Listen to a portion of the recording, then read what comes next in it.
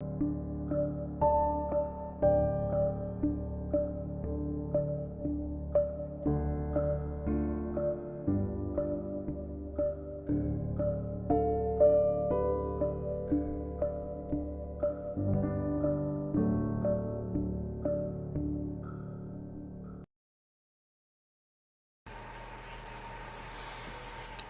everyone. Welcome once again. Welcome to Look and Live. You're here with James Devallon, and I'm joined with Star Wars man. Good evening, everybody.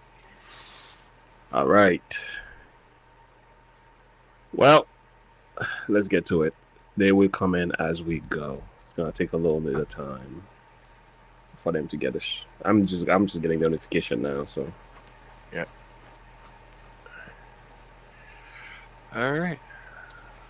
Let's do this thing.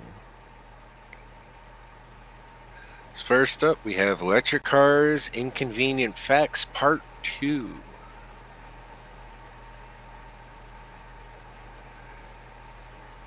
Yep, go ahead.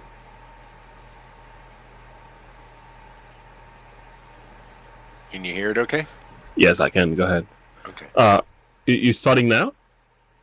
Oh, yeah, let's start it again. Okay.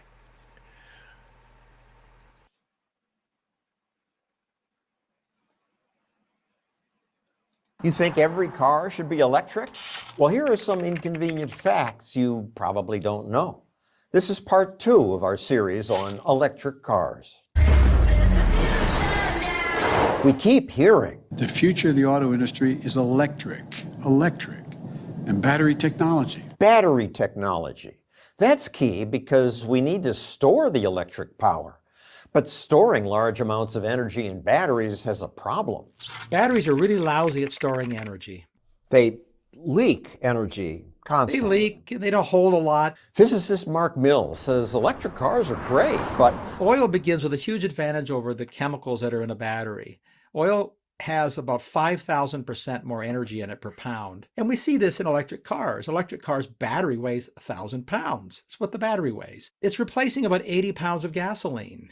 All right, you're talking today, but the batteries are going to get smaller and better. They've gotten way more powerful, long-lasting, and affordable. All of this is just a prologue to what the next batteries are going to do. I can't wait. Will they be something like the one Iron Man has?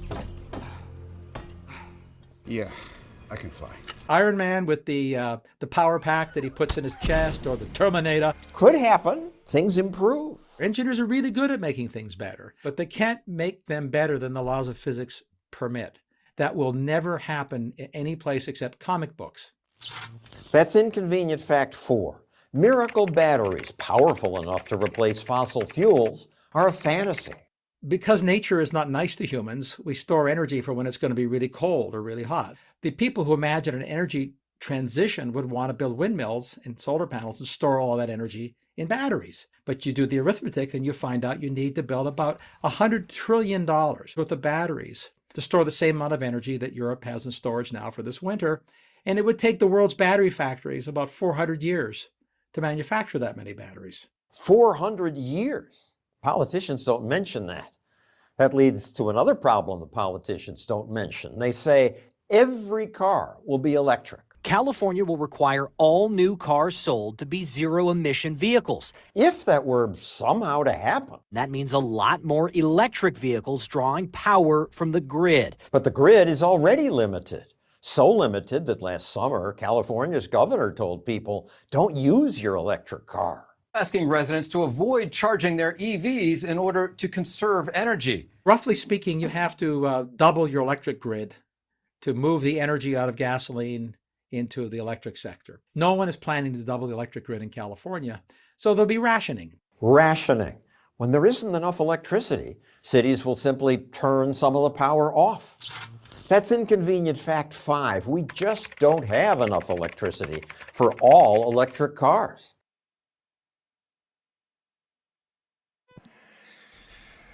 Go ahead. So here's the thing about that. I have a friend who lives in California, and they're already starting to do this. Shutting the power off for a period of time to Yes. conserve energy. Yes. Like they have like what's called rolling brownouts Wow. for like an hour or 2 hours, and he can't get online and do stuff. So how much worse is it going to be when everybody has an electric car and has to charge a car? That is true. Those And hours could easily increase into 6 hours. yeah, and California is not a cold state like, Pennsylvania or New York. It gets hot. Yeah, that's true. So that's an advantage that they have. So they lose. Well, not just that, but they lose their air conditioners. Oh, that's what I was thinking. I was thinking an advantage in the point that they don't have to deal with the cold. But when you talk about energy, as far as I can see things in the fridge going bad and things like that, and Yeah. a lot more other issues. I mean, you have just the opposite problem of not having air conditioning, not having fans, not having any of that stuff to help cool you down so you don't overheat. And now you have people going into the hospital with like heat exhaustion and stuff like that. Like, it's crazy. It's not sustainable. That's what people don't realize about this whole green energy push is it's not sustainable. And they say, "Oh, well, it's better for the environment." No, it's not. It's Like not. these windmill turbine things, there's a reason they went the way of the dinosaur.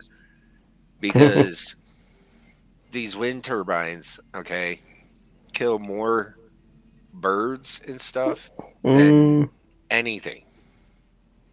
Wow. Like, they kill more than hunters. They kill more than natural predators. Like, if you actually do the research, the birds just be flying along and all of a sudden whack and run into these things or get chopped up by them. That's Last crazy. year in Texas, they had an ice storm and all their windmills started, or their wind turbines started catching on fire because they couldn't fix them fast enough. And what did they have to do? They had to fix them with oil. They still require oil to function. That's crazy. I would wonder what's the alternative if electricity is not enough to maintain to maintain power. What's the alternative? Like getting a generator, getting like a solar. I don't know. What exactly do they plan on doing to fix with the lag? The one thing that we could do that would actually be green for the environment, that would actually cause us to have more than enough power for the entire or for the entire power grid, would be nuclear. Nuclear. Because with nuclear energy, the only thing, as far as nuclear energy has advanced over the years, nuclear power plants, the only thing that comes out of a nuclear power plant is steam. Okay. But why aren't they investing more in that? Doesn't it take a special what kind of stone? Ukraine? Doesn't it take a special storm? How do you get to nuclear energy running? I've been looking into that. Well, you build the power plant and you have to make a reactor. And that's what scares people is we've had incidences in the past where there's been scares of nuclear reactor explosions. Look at Chernobyl, 5 Mile Island, things of that nature have scared people so much from nuclear energy that they're like, no, we don't want that in our backyard. Got it. But the problem is, it's either that or technology has advanced so much that those are like flukes. Gotcha. If you actually look into Chernobyl, it was a lack of communication that caused Chernobyl. Yeah. 5 Mile Island, again, lack of communication and protocols that caused that. Now we know, and now we have steps in place in case something like that were to ever happen again Got to it. prevent that from happening. So Gotcha. we've learned our lesson. Made our mistakes, yeah. And made our mistakes, because that was like early on in the quote unquote nuclear revolution, that we can do nuclear energy and not have a problem with it. No, yeah. You know, so I mean, this whole green energy push is just ridiculous. You would have to have enough solar panels about the size of Arkansas to crazy. power the power grid for the entire U.S. It's never gonna happen. Yeah. Can you imagine when something goes wrong with that system? and yeah, you get like one chink in the system, and not to mention the fact that they all have to be cleaned constantly because they can't have any dust on them, or it diminishes their efficiency. You have bad weather or a cloudy day, it diminishes their efficiency. Then you're running on battery power, and the battery power only lasts for so long, like they just said. You know, batteries will drain a lot faster than getting direct power. Yeah. Like it's inefficient. So sad. All right. Let's go back to the video. Let's see. And we'll have even less of it if we try to get all our electricity from renewable energy like wind and solar. Our president says we're going to achieve a carbon pollution-free electric sector by the year 2035. And gullible media believe it. It's amazing that all these smart people and supposed leaders say these things. It's upsetting. It really has been an extraordinary accomplishment of propaganda, and there's no other word for it. Oil and gas is going to take everything we know and love. Wind and solar, renewable versus oil and gas. It's almost infantile. It's really, it's distressing because it's so silly. Because even if engineers invent much better wind turbines and solar panels and power lines and batteries, you're still drilling things, you're still digging up stuff, you're still building machines that wear out, we're still driving big trucks, whether you drill a gas well or build a wind turbine. It's all the same, really. It's just big machines to make lots of energy for humanity. It's not magical transformation. In many respects, the parts that aren't different are worse, unfortunately. The politicians are making us pay more to do things that hurt the environment. Europe going back to coal. Burning coal in homes and open stoves because they're so afraid they're going to freeze this winter. People fearful of winter shortages wait for days and nights to stock up on heating fuel. Lines going for miles in Poland. These are people picking up coal to take home to be sure they won't freeze this winter. This is crazy. So what we've done now is had our energy systems designed by bureaucrats instead of by engineers. And what we're getting is worse energy, more expensive energy, and higher environmental impacts. That's what we're doing. As for electric cars, I like them. Maybe I'll buy one. But I won't pretend it'll make me some kind of environmental hero. There'll be lots more electric cars in the future, and there should be, because that'll reduce demand for oil, which is a good thing. But when you do the math, the arithmetic on the scales of demand to operate a society with billions of people, with 5 or 6 billion people who live in poverty we can't imagine, when you want to give them a little bit of what we have, the energy demands are off the charts big. We're going to need everything. Everything includes fossil fuels. We hope you like this two-part series. If you want to help us make more. So here's the other part they don't realize. Even in making an electric car, you still need oil because there's a lot of plastic, there's a lot of grease and stuff that you still have to put into the wheel bearings and stuff to make the car move. Like the interior has plastic in it, which is oil-based. Like, you still need oil to make an electric car. Yeah. We also depend on oil. And I don't know why these politicians are just having this what do you call fantasy? It's just a fantasy. Yeah, they are literally they're not living in reality, because just like we watched the first video, part 1, where they were talking about how it's only going to be 10% of an impact on electric and so on. Well, on oil use, it's only going to be 10%, really. So 10% compared to 90 is like, what exactly are we doing here? I'm not sure. I mean, it's something, but it's not, but it's not exactly in going the grand to scheme of things. It's minuscule. Yeah, very much so. And it costs so much more to maintain, and the lives and the slave labor that happens with all that. Mm-hmm. When you add it all up, it's just like it doesn't really worth it. No. Again, this is where man is trying to save the world by his own power instead of relying on the power of God.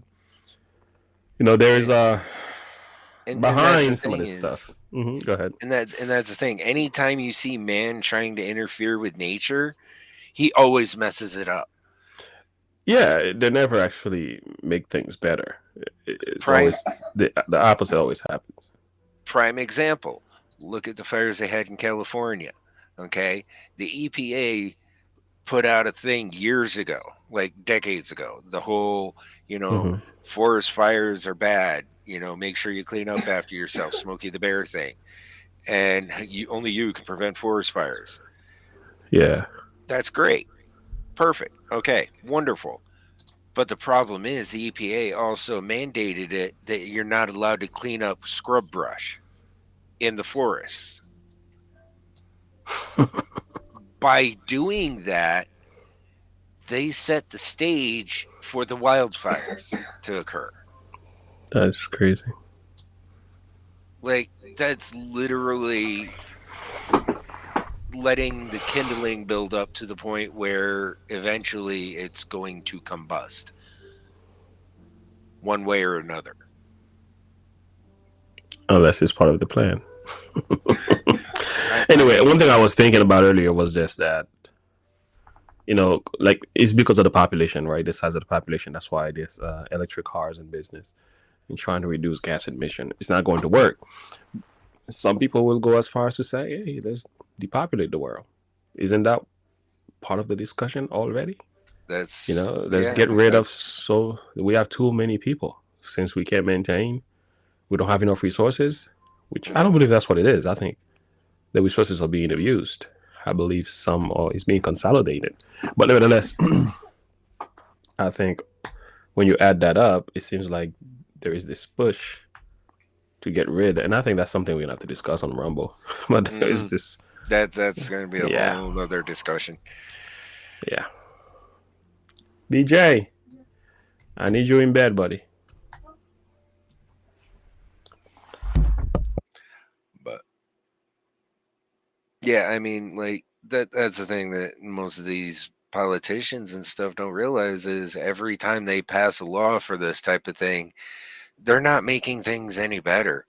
They're only making things worse and harder for the average American person.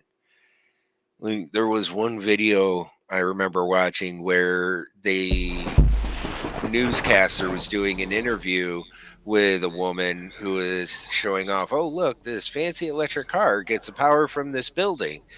Well, he asked, well, where does the power come from for the building? And she's like, well, it just has power. And he's like, no, that's not right. And where does the power for the building come from? She's like, well, it comes from X company. And he's like, okay. And he goes over to the person who runs the company and he asks, well, where does this building get its power from? And he's like, oh, well, as us as a company, we use coal to produce energy. There we go. It's like, you're not doing anything good for the environment if the car you're charging, getting power from a building, gets its power from a coal plant.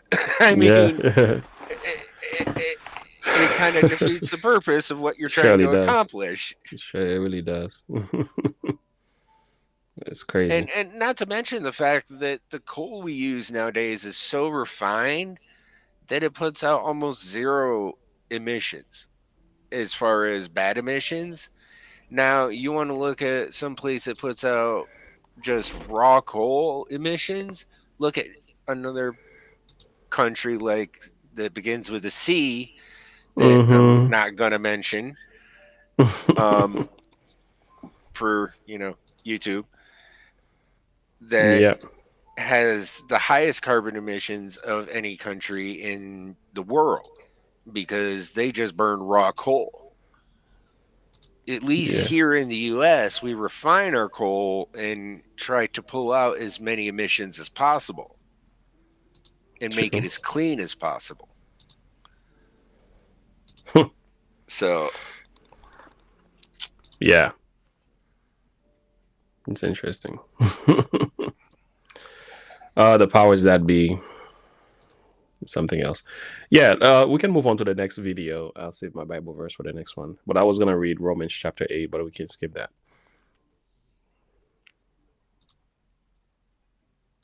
So next one, I'm going to be talking about Kanye storms out of Tim Pool podcast, and this is JP's reaction. All right, let's do it.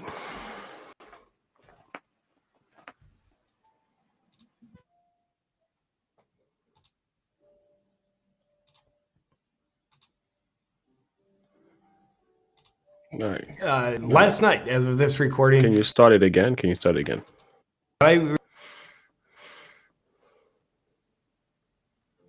Hello, my freedom-loving friend. Merry Christmas, not Happy Holidays.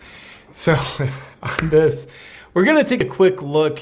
Last night, as of this recording, Kanye West, or Ye, but I call him Kanye. I'm not into people getting all trans with their names. It's like, I call you what you are. So Kanye was on Tim Pool's podcast. You probably know of him. Maybe you watch or listen to his podcast. And I was surprised Kanye was on his podcast. And then, maybe not surprisingly, Kanye stormed out abruptly of the podcast with Tim Pool. And obviously there's been so much controversy around Kanye. I won't even call it controversy. I think it's self-created negativity towards Kanye. I mean, to me, it seems at this point, this is pretty much all of his own doing. And he goes on to Tim Pool's podcast, storms out. We'll have a look at that. And I also want to show you then a later clip of Tim Pool speaking, which I think is just a very wise clip, common sense. It's not profound. That's why it's so powerful. It's so wise, common sense. But in the midst of our world today, and certainly the mess that dear friend Kanye has created for himself, it's worth looking at. So first, let's take a look. You're not going to take, if we can't, you're not going to take my pain away, right? The Jewish people say, it's the Holocaust, this happened, and you can't say anything about it. We can't take their pain away. No one's going to denounce the fact that they tried to lock me up. That's what, because every time. So, hard to decipher what Kanye means when he talks, but.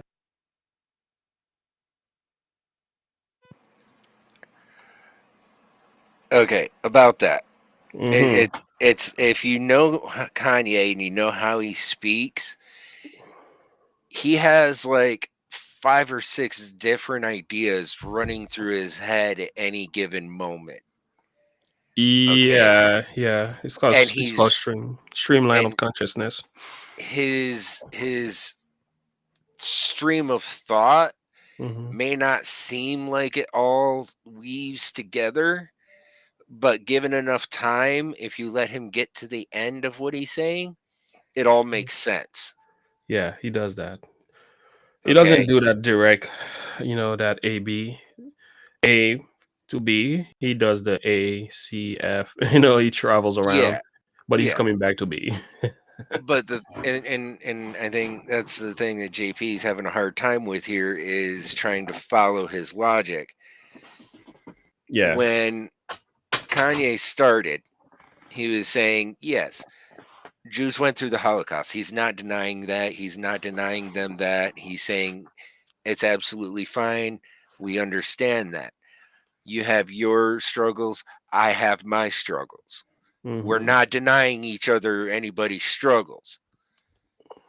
But then he goes into, let's not forget there's certain ones that are in power right now that tried to have me locked up because they're trying to claim that I'm a cuckoo nut job. Yeah.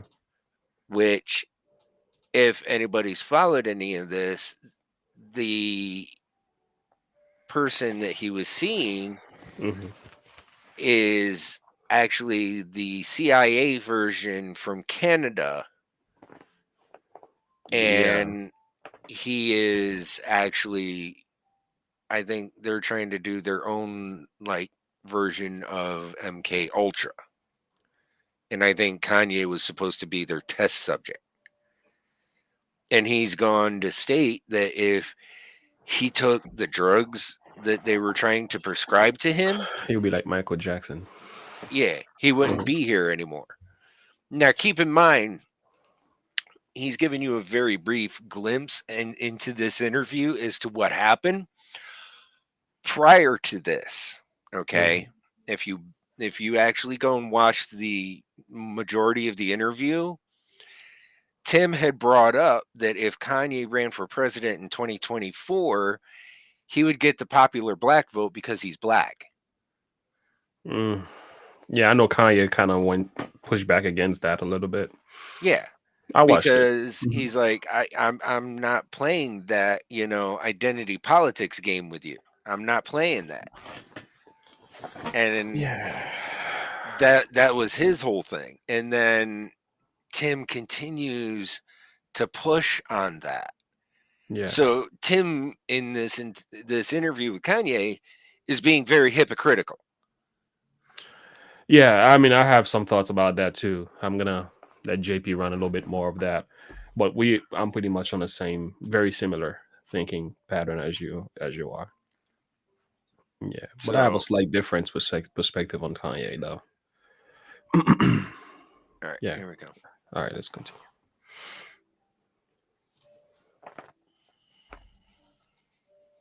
Me up. He's talking in general of all people of Jewish faith, not specific individuals. And that, of course, general stereotyping. Again, I just want to reiterate, he is not general stereotyping. He is talking about very specific individuals. It's just JP's having a hard time following along with it. I say legitimate bigotry is what Kanye's, what's gotten him in hot water. And by the way, it's his hand working the knob out of the stove, boiling the water he's in. I'm just holding stride, and it's like, I thought I was more Malcolm X, but I find out I'm more MLK, because as I'm getting hosed down every day by the press and financially, I'm just standing there. And when I found out that they tried to put me in jail, it was like a dog was. That's also it could be interesting to make assumptions what he means, why he's using the analogy of a dog biting him when he's talking about these generalizations towards people of Jewish faith. But away we go. Biting my arm, and I almost shed a tear, almost, but I still walked in stride through it. Yeah. I think they've been extremely unfair to you. Who was they though?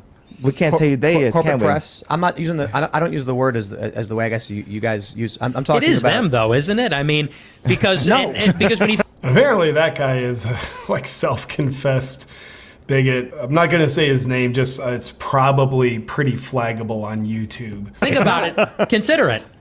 In 2018. What do you mean it's not? What do I mean? Like, okay, so how about? Are you leaving? Here it is. Are you referring to the press? He's gone. I'll say it right now. So at this point, Tim Pool, who seems to be just common sense man, he won't go along with Kanye's generalizations of they. Tim Pool used the word they and kind of said, whoa, who you talking? You can't tell me who they are. And Tim Pool said, yeah, I'm talking about the press when I use the word they. And he wouldn't go along with Kanye's they is the generalized all these people. Kanye storms out. There you have it. Just a little bit more. You guys want to bring that stuff up, and then have think the we're not going discussion. to have. Again, have to reiterate because JP misunderstands this in a terribly horrible way. That when Kanye says they, he's talking about the people who have frozen his accounts, locked him out of his money, who have tried to slander his name and basically bury him in a world of cancel culture. I get it. But you notice JP says I have a lot of Jewish friends, so I'm guessing part of his sponsors and supporters might be Jewish.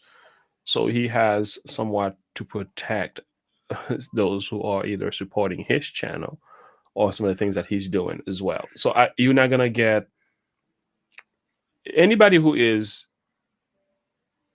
sponsoring you. Oftentimes, you're gonna try to protect and care for them.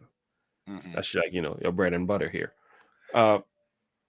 But I got where Kanye was coming from, but I also understand what JP is saying as far as generalizing. Although Kanye was not intentionally trying to generalize it, but the way he was saying it, it is easy to be interpreted that way. But the issue that I had with Tim Pool though is I've noticed with Tim Pool is that when he does these interviews, I'm not sure if it's an interview or is it a dialogue. So I don't understand how his podcast really is. I've only been following a little bit ago. He talks too much. As his, if you invite someone to your podcast and you know who they are, such as Kanye, you're gonna have to be open to hear and listen to what he has to say. I'm just saying, if you don't like to hear, if you try to interview him or you try to lecture Kanye as Lex Friedman did, and who else? Pierce Morgan did that as well. There was another person. I think it's not Angel Como, one of the Chris Como. But it seems like everyone who had Kanye on their podcast have only been trying to lecture Kanye, but very few of them are willing to carefully listen to Kanye. And I think that's what the problem is. I'm not saying you have to agree with Kanye, but if you're going to bring him to your podcast, you're taking that risk, at least be open-hearted enough to allow the man to share his perspective, because he's going through some issues. Emotionally, he's wounded, he's hurt, he's being taken advantage of. As a black conservative who loved Donald Trump, a lot of black people are not supporting Kanye. And if you're going to bring him to your show, you're going to have to shut up and let him speak. And that was my first initial thought. I'm not saying I agree with everything Kanye is saying, but I'm just saying if you're gonna bring him there, man, you're gonna have to sit down and let him in talk. And this is what Tim does. He doesn't.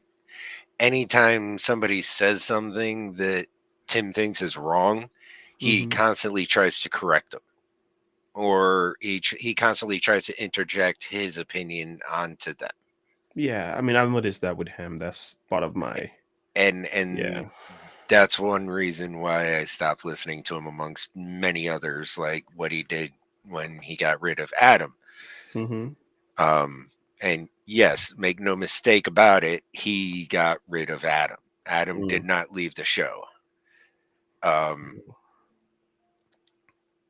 So Adam Krigler, aka the Krigler Show, has an entire 6-hour live stream that if you want to go watch it, you can feel free to go watch it on your own time, explaining what happened and why he left why things went the way they did. Yeah. Point being, Tim's not the nice person everybody thinks he is. Yeah, I'm sure. And he's and even just watching him with, like, this is the thing I've noticed about him is he's very much a fence sitter.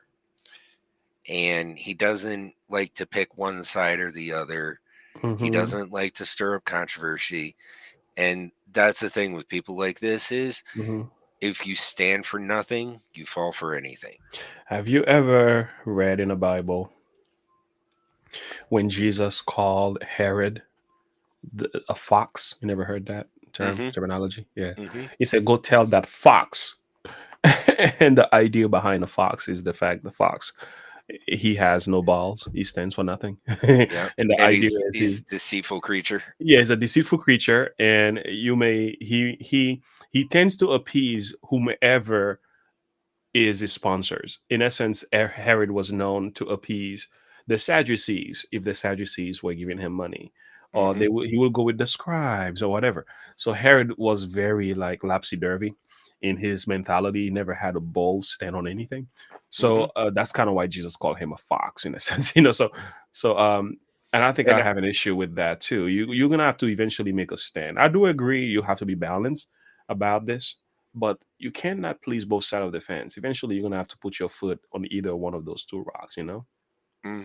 And that's the thing that drives me nuts is he doesn't seem to grasp that concept and just thinks that he can do whatever he wants and however he wants.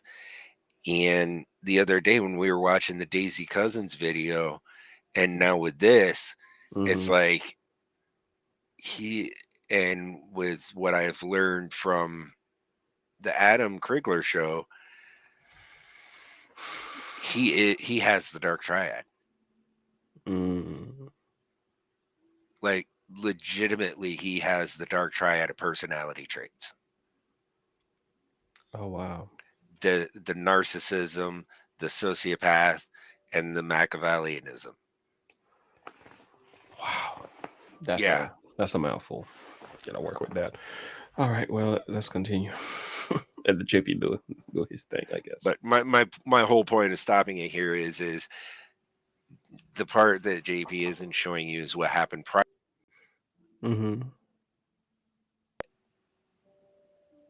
Conversation. Have the discussion. Like you think he's going to come in here and say, here's my pain, here's my suffering. I'm going to say, I hear you. And then he's going to say, and it was Jewish people. And I'm going to be like, okay, but don't you consider it's like, I'm not going to do this. I refuse. Make sure he's cool. All right, go for it. Luke and I will have a conversation. So that's what happened with Kanye storming off the Tim Pool interview. And I want to show you another clip of Tim Pool in just a second. But first, I personally think the whole Kanye situation that's happening, it really is heartbreaking. Why do I say that? I don't have sympathy for the hot water Kanye has created for himself. I don't have any sympathy for what really appears to be his negative views towards Jewish people. I have a lot of Jewish friends. They're such great people. So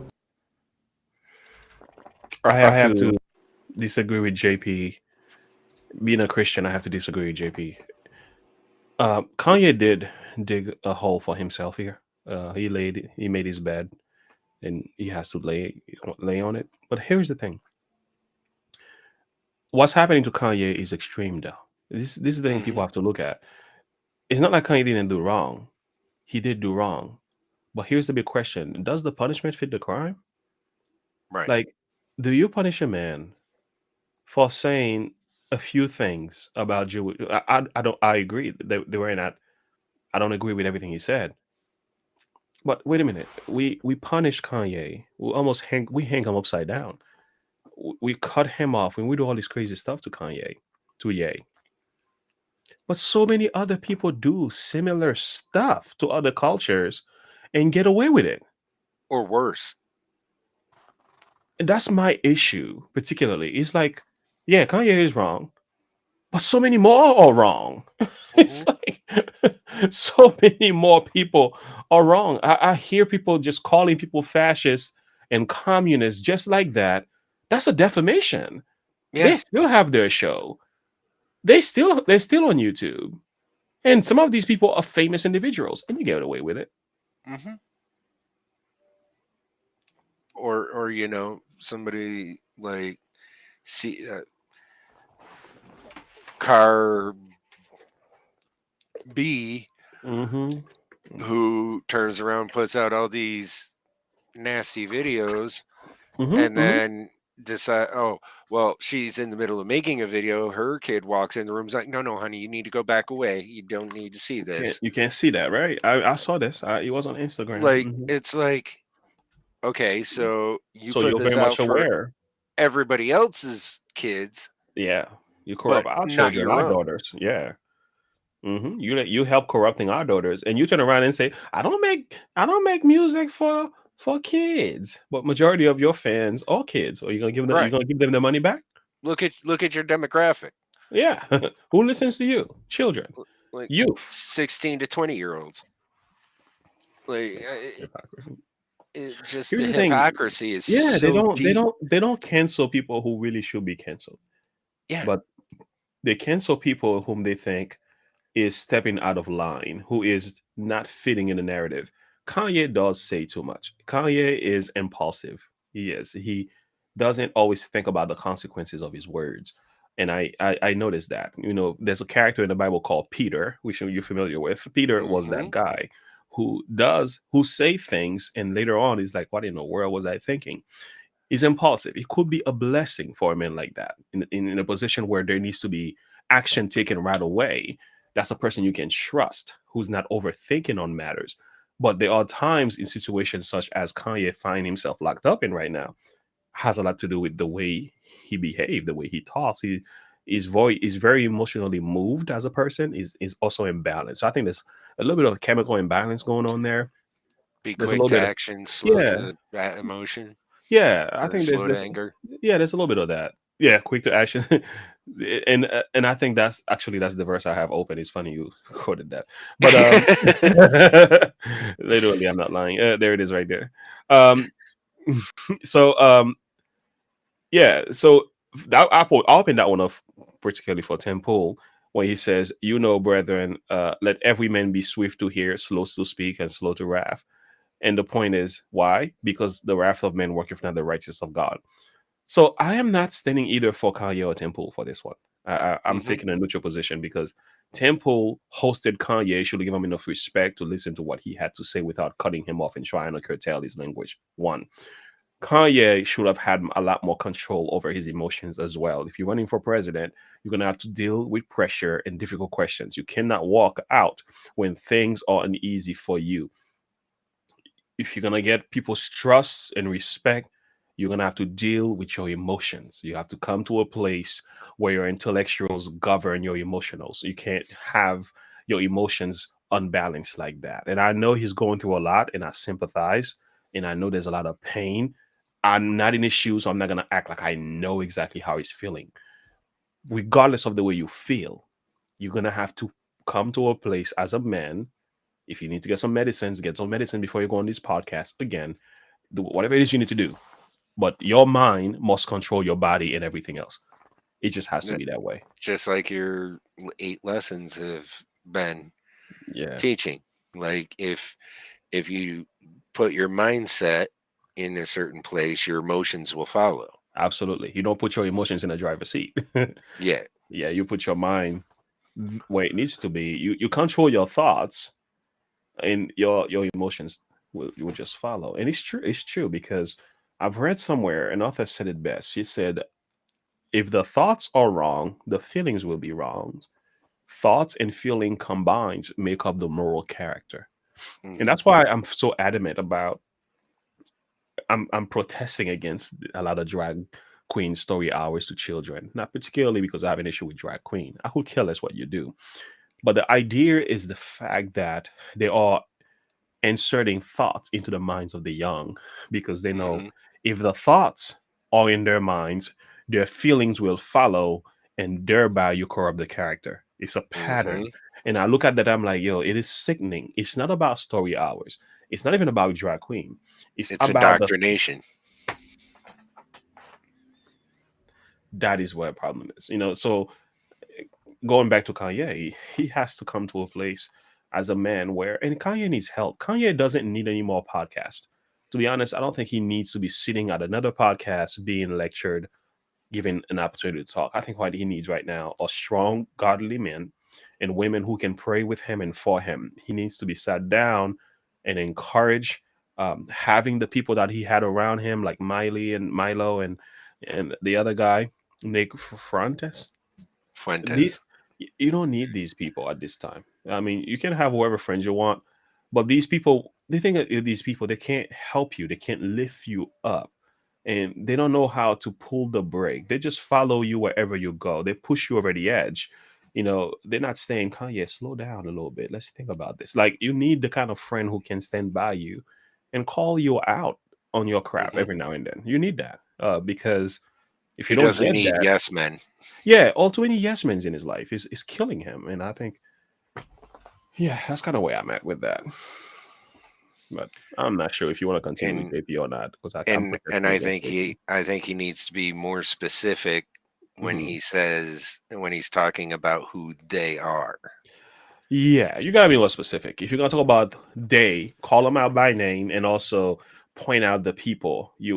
Point out directly who these people are. Name these individuals that you want people to understand who they are. Or be like, the head of this record label, or like the head of this person or this company, or the head of this company. You don't even have to call them out by name, but even just At by least their that. position and title. Yeah, he did a good interview. It wasn't an interview. He was in the street and he had that phone in his hands. I think we've seen that.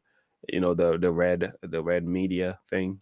So he took time to read a text message from a particular person, one of his handlers, and he said, "This is so and so. This is what the person said to me." Da, da, da, da, da. I'm like, I appreciate that, because you're highlighting a particular wrong in the life of somebody that and you point where the person is. Now we can deal with these facts appropriately. But when you say even the one where he specifically pointed to his psychiatrist, where he's like, "Yeah, my psychiatrist threatened to have me locked up again." That I would rather have that. That's clearer for me. Yeah. Yeah. Not All just making generalizations. No, it doesn't work for him. It sounds very conspiratorial, and people you fall into that conspiracy theory kind of thing. That QAnon nonsense. You want to stay away from that. While I do believe there's a lot of shady stuff happening behind the scene. That's how you fall down a rabbit hole. And you have to be careful that you don't fall into that stuff and you start, it's very muddy. Very. Yeah. All right, we'll continue. Generalizations like he is, you're either using them because you truly are a bigot, or you're using them because you're mentally not well, or both. Unfortunately, with Kanye, I think maybe both, but here's really why my heart breaks. See, and this is where I think JP loses it, is because there's also a third option. Yeah. Fear. True. Kanye's afraid to call these people out because of what he knows they can do to him. I agree with that. He doesn't want to end up, disappeared or another dead rapper. Yeah. JP should know this. Yeah. So JP himself uses these tags, and he doesn't even come straight forward and say things. Yeah. That's for a particular reason. It's because he knows how these things can be. Exactly. So there is a third option that he's overlooking in this situation. Yeah. So just good point. He doesn't seem mentally well at all, and he's shared in the past. He's been diagnosed with bipolar. He was even in a mental institution. Some controversy around that. Was it because he was kind of like breaking out of the MK Ultra spell and they just tried to put him in there to like dope him back into compliance? Who knows on that, but he was in a mental institution. And unfortunately, when a normal person is not mentally well, they don't have a lot of attention on them. Hopefully they have the attention of friends and family, people who can actually care. This guy, he's one of the more famous people in the world. So there's a ton of attention. And obviously people are like, Kanye, say more. And unfortunately, you have that mentally unwell person who is probably really hurting inside, say things that create a lot of negative backlash, probably well-deserved, but that negative backlash, of course, creates more pain in that unwell person, and then that unwell person responds by saying more. So it's a downward spiral because he's got such a spotlight on him. Whereas I think the best thing for a mentally unwell person isn't a spotlight, but rather helping healing hands. Kind of like the opposite of a spotlight, privacy and anonymity. I kind of agree with that part. I can agree with some of what JP says here. yes, maybe just taking a step back and taking a step out of the spotlight and being like, you know what, I'm going to focus on me and work on me for a while. Yeah. And you know what, I don't care what anybody has to say. I'm just going to ignore it all. Mm. The whole being mentally unwell thing, I think that is part of what is part of the narrative that everybody's been trying to push, is that he's mentally unwell, and that's what people want everybody to believe about him, because you know he's got all these beliefs and values now, and they don't want that spreading to other people, so they label him as mentally unwell. Yeah, therefore it discredits anything he says. that's the other extreme. That's the other extreme. Like, yeah, there is something not fully correct with Kanye way of thinking, right? I get it, but he's not crazy. He's not stupid. He is not out of his mind. Like people want to make it appear. He's not. That's the other extreme. Yeah, there's something imbalanced there. I agree, but and I think, like you said, they just want to discredit Kanye because some things Kanye say are true. Some things he says are actually exactly true. We don't need to go into that, but I'm just saying, not everything Kanye say is wrong before we quickly discredit Kanye and say he's crazy, he's a nut. Not fully. Yeah. Yeah, I'll say maybe 25% of Kanye's way of thinking might not be correct, but I think that 75 is kind of on point. Yeah. You know, like dig a little deeper into what he's saying and you'll understand. Yeah. Yeah. And I did some research myself and I saw that Kanye was not far from the truth in a lot of things he said. He wasn't that far. You know, maybe the way he puts it wasn't always the best, but that's just how Kanye thinks. That's kind of that's yeah. We don't need to control his thoughts here. So, though I don't sympathize with any of his BS views, I know Kanye is a human being. He's got a soul, and I think he's probably really hurting. And it's just the more he tries to defend himself and explain, the more hot water he creates for himself. So to me, it's a little bit entertaining, but unfortunately heartbreaking. Then, of course, all the media outlets are trying to well, let's have Kanye on, and because they just know it's going to be a poop show. So that's going to get views and stuff. So it's just a really unfortunate situation. Yikes. Let me show you a clip, though. This comes a little bit later on in the interview of Tim Pool just speaking common sense to the situation. It's just probably what all good people know, but I think it deserves to be stapled on here at the end of this poop show. Unfortunate they walked out. Fine. Maybe they'll come back, whatever. This is the biggest challenge with dealing with identitarianism. That's an interesting word, identitarianism. I'm glad I now know that word. It applies to whether you're a vegan, you're a carnivore, you identify with a religion, you identify with a point of view, you identify with your gender, or you identify with a gender that you're actually not. Identitarianism, I like that. You identify with a particular political group. Not much good happens with identitarianism. Bro, are you a vegan? No, I'm an identitarianism, but also maybe a vegan. That the predeterminate factor in someone's worth, value, or agenda is based on immutable characteristics. Kanye is a black man. He does not represent all black people. Yet, that's exactly what Tim Pool tried to portray earlier in the interview with Kanye.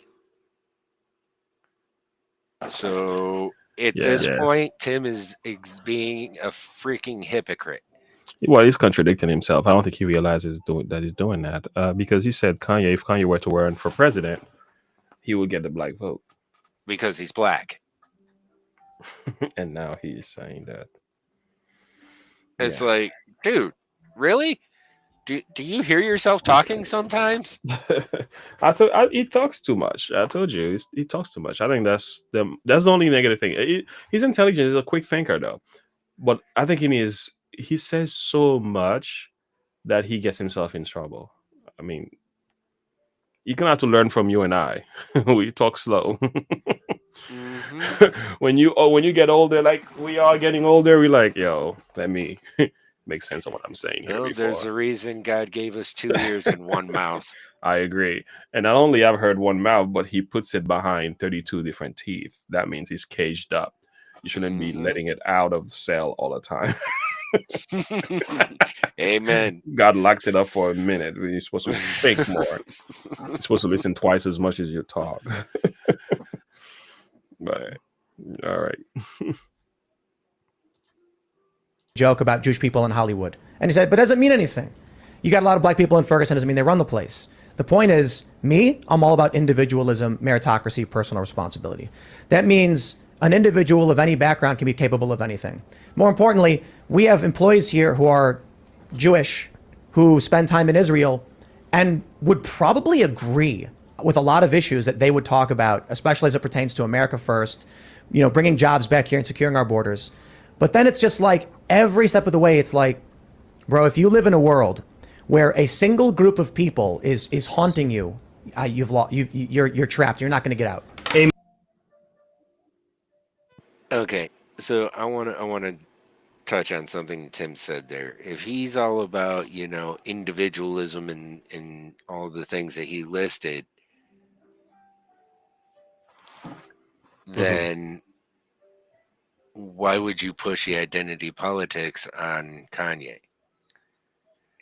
Why would you not give him the same? Be interested in what Kanye has to say and hear him out, instead of trying to talk over him and be so dismissive of what he's saying? These guys, I think a lot of time, and I can understand what happened to Tim Pool here. He is thinking about clouds. He's thinking about views. This is a YouTuber's mindset. You got to be careful with that. At the phase that Kanye is in right now, you can't just use him for your YouTube channel just for views, which you're going to get it if you bring Kanye to your channel. Like, the only people who should be reaching out to Kanye are the people who's willing to help Kanye.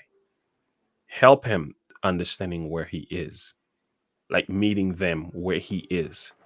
He doesn't need anybody to be correcting him, because he's not accepting that at this phase of his life. He's got too much emotional issues going on that have yet to be dealt with. In other words, you have to be able to minister to Kanye West's needs, emotional needs, really, really well before you can correct him on any other issues. And I think that's the thing with Tim Pool. He didn't take into consideration the condition of Kanye's mentality and this pain and emotion that's going on. Here's another aspect of it. I think Kanye realized Tim was just using him for clout. He knew that. He said it throughout the whole interview. Did you notice? Yeah. I'm not going to come here and let you lecture me. Like, he said that. And I was like, he picked up on that. He picked up on it real quick and saw through him, and was like, you know what? We're done. I'm done. I'm out. He even said, I'm going to walk out of this place. Like, he said it a number of times. I'm going to walk out of here if you think I'm going to come here to be lectured and yada, yada. So in other words, he came with the understanding, like, people just want to use me. They don't really care about me. Right. And he's right about that, unfortunately. Yeah. So, I mean, like, it wasn't like Tim Pool didn't have previous knowledge of what was going to happen if he pushed his buttons. Yeah, that's what I'm saying. You should know already. You had full warning, so just sit down, be quiet, and listen to what the man has to say. Yeah, or don't bring him. Like, leave him alone. If you're gonna bring him to your channel, you have to be able to listen to him. Period. Be quiet and listen to what he has to say. If you don't want to listen to what he has to say, you're afraid of being canceled, you're afraid of losing whatever subscription, don't bring him to your show. Like, I'm not bringing him here, because if I bring him, I'm gonna sit down and hear everything he has to say. Mm-hmm. And I'm not cutting him off, especially when he's going through what he's going through. Yeah. I would love to sit and listen to him. Mm-hmm. And just hear what he has to say, and then be like, okay. Yeah, I mean, I'm not sure if you heard, Kanye went to a church recently, a Spanish church, and when he got there, I think we can end with JP, we can finish. We can just stop the video, but we can just move on to the next part. But Okay. the church that he went to, a Spanish church, he went there and he just stood there. I found the video online, but it was amazing to see what these people did. Nobody preached to Kanye. They came and they just hugged him. That was it. They hugged Kanye. Yeah. And they prayed with Kanye. And they sang their song. They were doing a rehearsal that day. They sang their songs and then Kanye went home. That was it. Yeah. He said that was the best thing that ever happened to him as far as throughout this whole ordeal. He went to church to find love, and he did that day. He didn't sit there and get lectured. There was no sermon preached to him. Pastor James wasn't there to give him a Bible verse.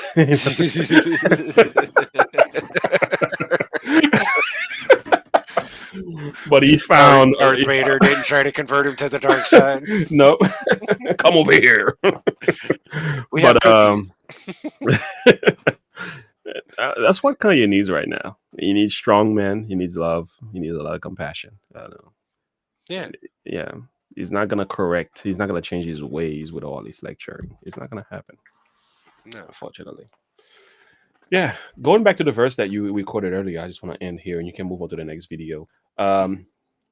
You know this. Okay, let every man be swift to hear. In other words, be quick to listen. Right, slow to speak and slow to wrath. I can see Kanye in this verse. I can see Temple in this verse.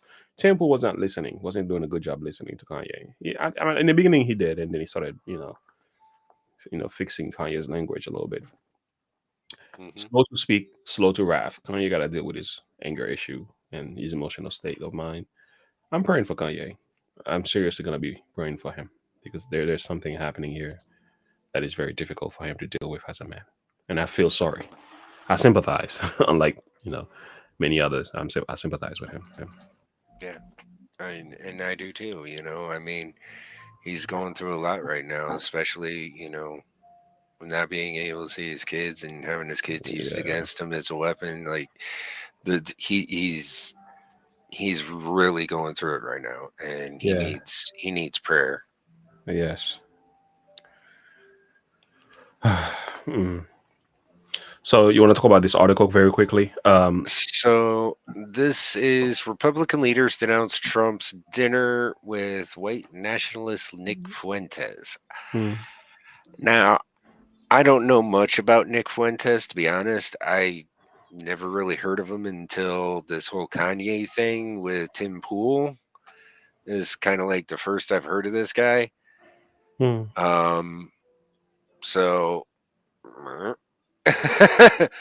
yeah, I didn't know much about him until recently. Now I know too much, I think. From what I hear, there's racism in there. There is bigotry. There is white supremacists or something like that. But again, I hear these terms being used so loosely.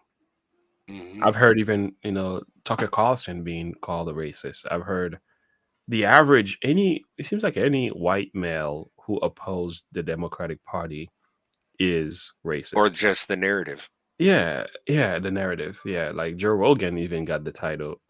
And he's like, he's nothing but, he's somewhat in the middle, I would say. But anyway. Yeah, so for when I hear people say they're racist, I need to do my own investigation. I don't like to run with that title. Yeah. I think there might be a way of thinking that might be wrong. When you say a person is racist and stuff, and he's a friend with Kanye, like, I don't know, man. Maybe there's something. Yeah, I'm not denying it. I'm just saying I have a lot of questions. Yeah, like I'd have to do more research into who he is and his background before I could give any solid answers to it. Me too. But according to this article, it says House and Senate Republicans are speaking out against former President Donald Trump's dinner last week with Ye, and the rapper formerly known as Kanye West, and white nationalist and Holocaust denier Nick Fuentes. There is no room in the Republican Party for anti-Semitism or white supremacy, Senate Majority Leader Mitch McConnell said Tuesday. Anyone meeting with people advocating that point of view, in my judgment, are highly unlikely to ever be elected president of the United States. Oh my goodness. Now, why would you put this this firepower?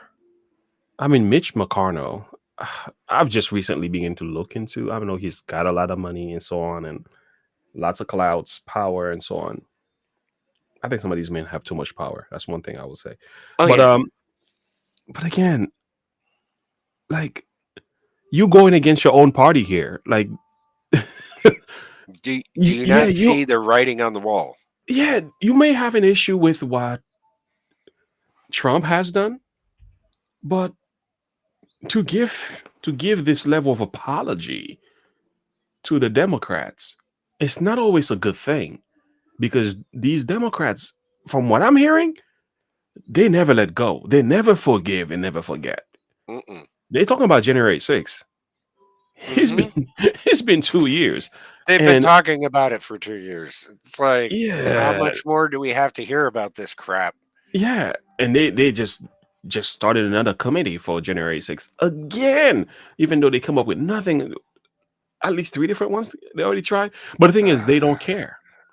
They're gonna do. It's like for Mitch McConnell to make that statement, being in that position that he is against Trump, who is now probably the best possible candidate the Republican Party has right now to defeat the Democrats. Because I cannot think of any. Because we can't run DeSantis at this moment.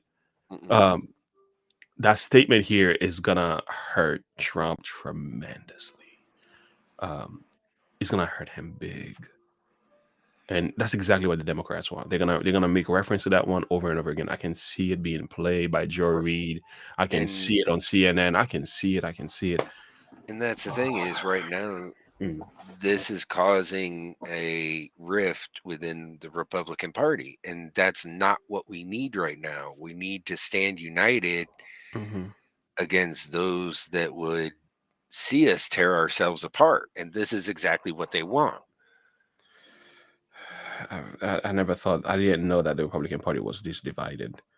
I mean, I've only begun to look into what the party has to say, and I'm very interested in their message. But it's the most divisive. They are so divided. They are so polar. I just don't know. The party itself isn't divisive. It's just there's a schism within the party. It looks like somebody has done a great job to make that happen. You can thank the rhinos for that. Yeah. Because you have your Republicans that are like conservative, like hardcore conservative, and then you have your more central left-leaning rhino Republicans. Yeah. Mitch McConnell kind of goes towards the latter category. And this is why I say we need term limits. I agree. For You said that before. You said that before. Trump actually did say, and I did make a short of that, where Trump even promised that's one thing he will do.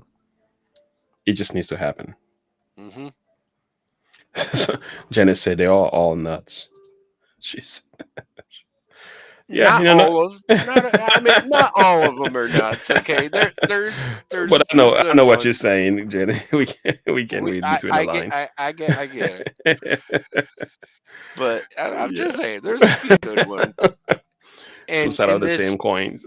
And this whole thing of Tulsi Gabbard switching parties from Democrat to Republican scares the daylights out of me. Okay? Jamie said, "Yep." Yeah, I love it. I love the chat. These guys are funny. She said, "Replace them all."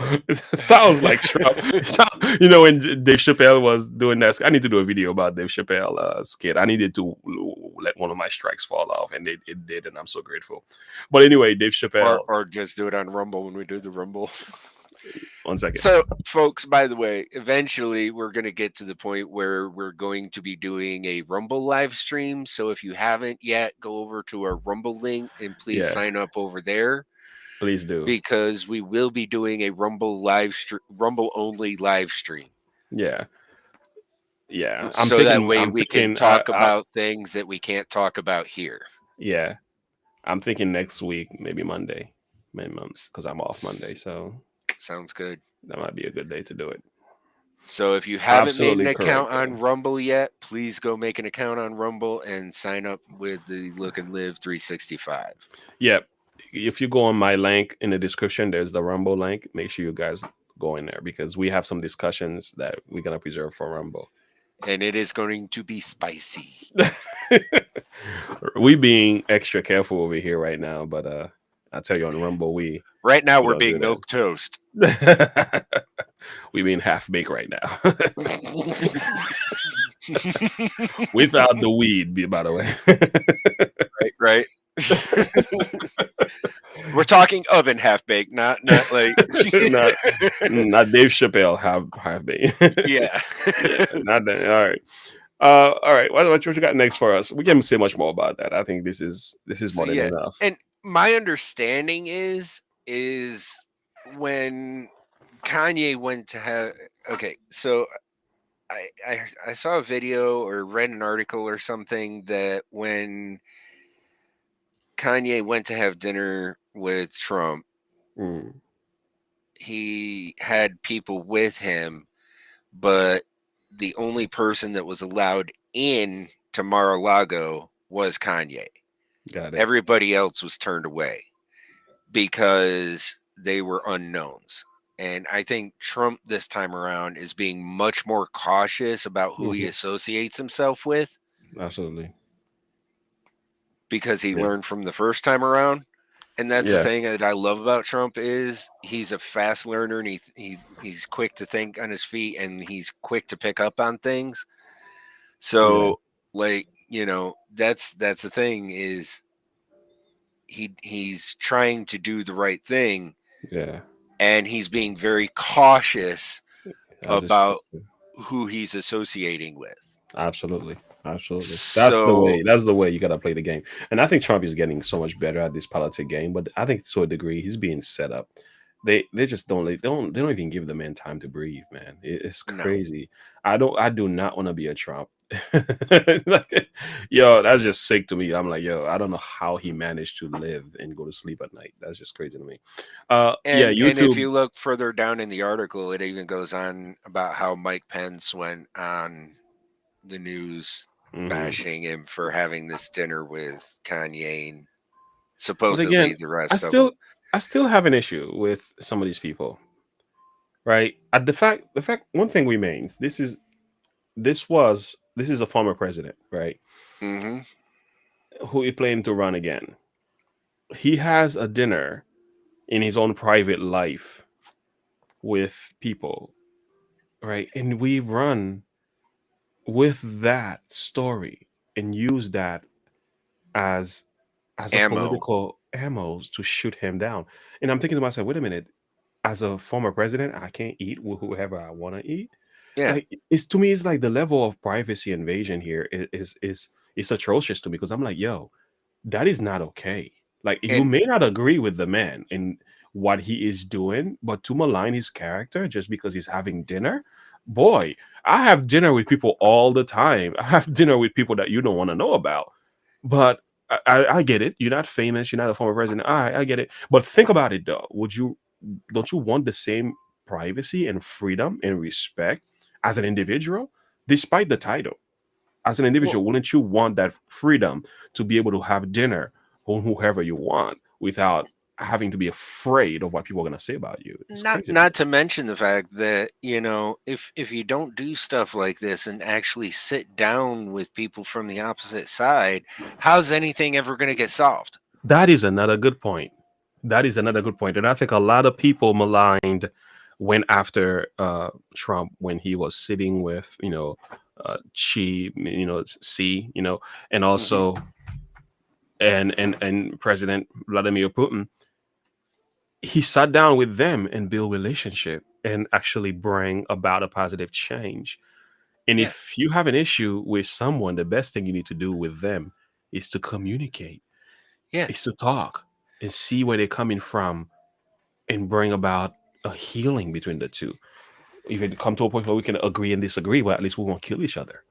Yeah, communication is key to any relationship. It's key.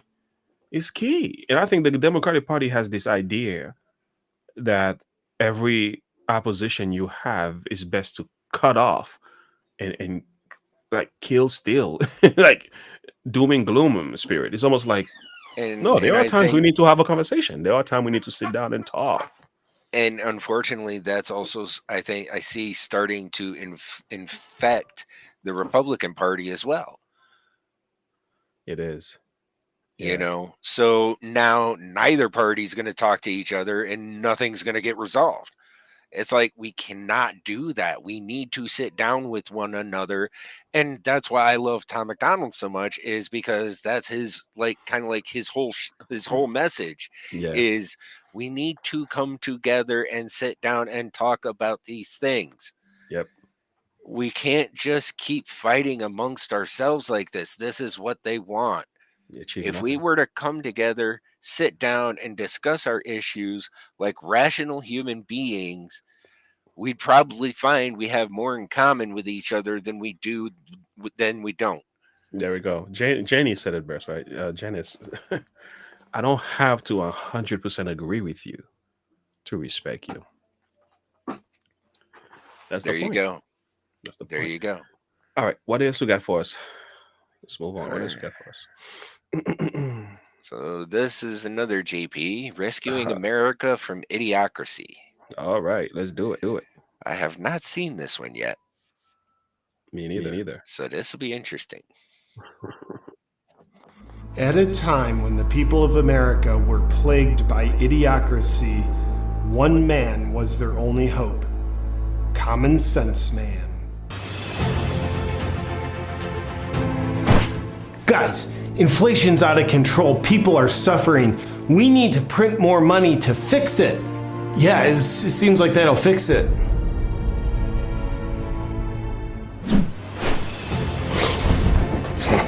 Common Sense Man. What's up, guys? If you want to fix inflation, you should probably stop printing money, because printing money only makes it worse. It's just common sense.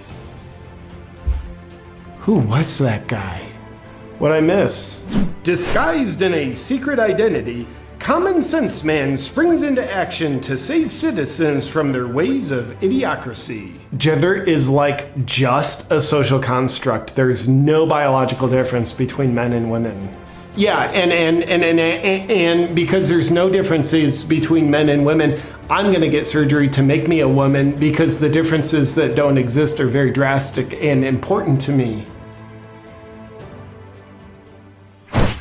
Common Sense Man. Hey guys, just so you know, there's a difference between imagination and truth. We've known since the beginning of the human race that there's a difference between men and women. And if you want, you can still make the choice to slice up your body, just without denying objective truth. I never thought of it that way.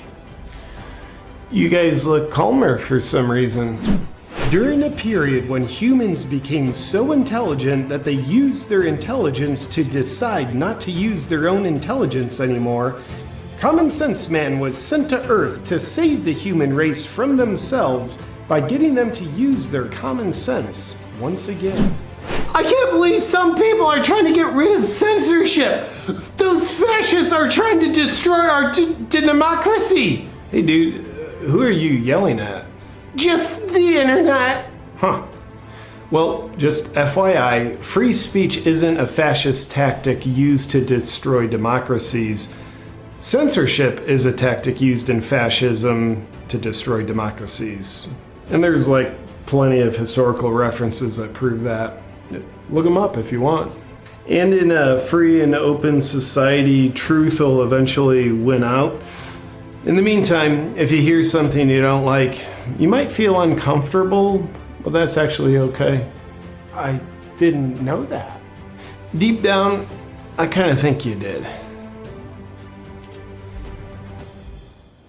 You look more peaceful now. Who are you?